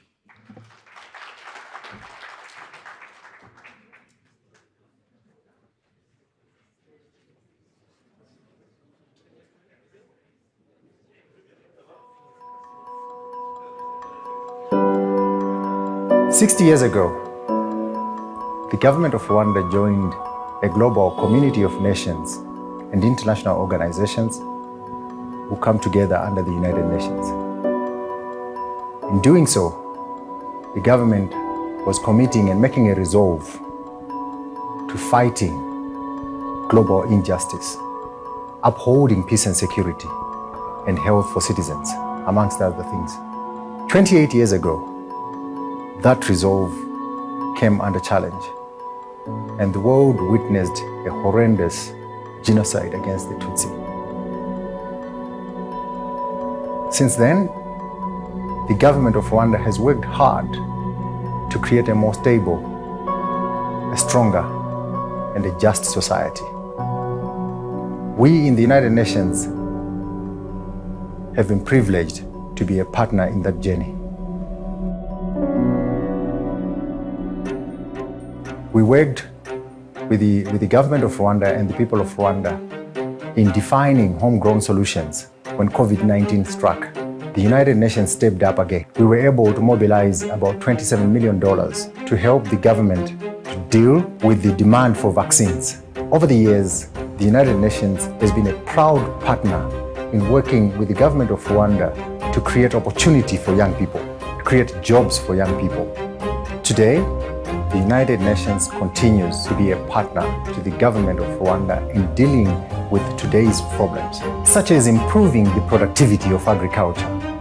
We've also been a partner to the government to ensure that no one is left behind, to ensure that we create a more dignified society for people with disability. We're living in very challenging and difficult times, but here in Rwanda, we also have reason to be hopeful. The United Nations is investing in ensuring that those with brilliant ideas can come to the front and their ideas have a chance to be heard and to change the world.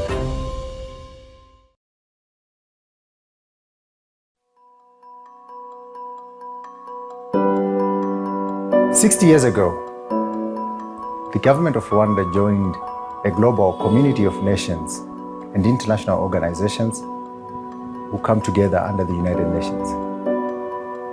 In doing so, the government was committing and making a resolve to fighting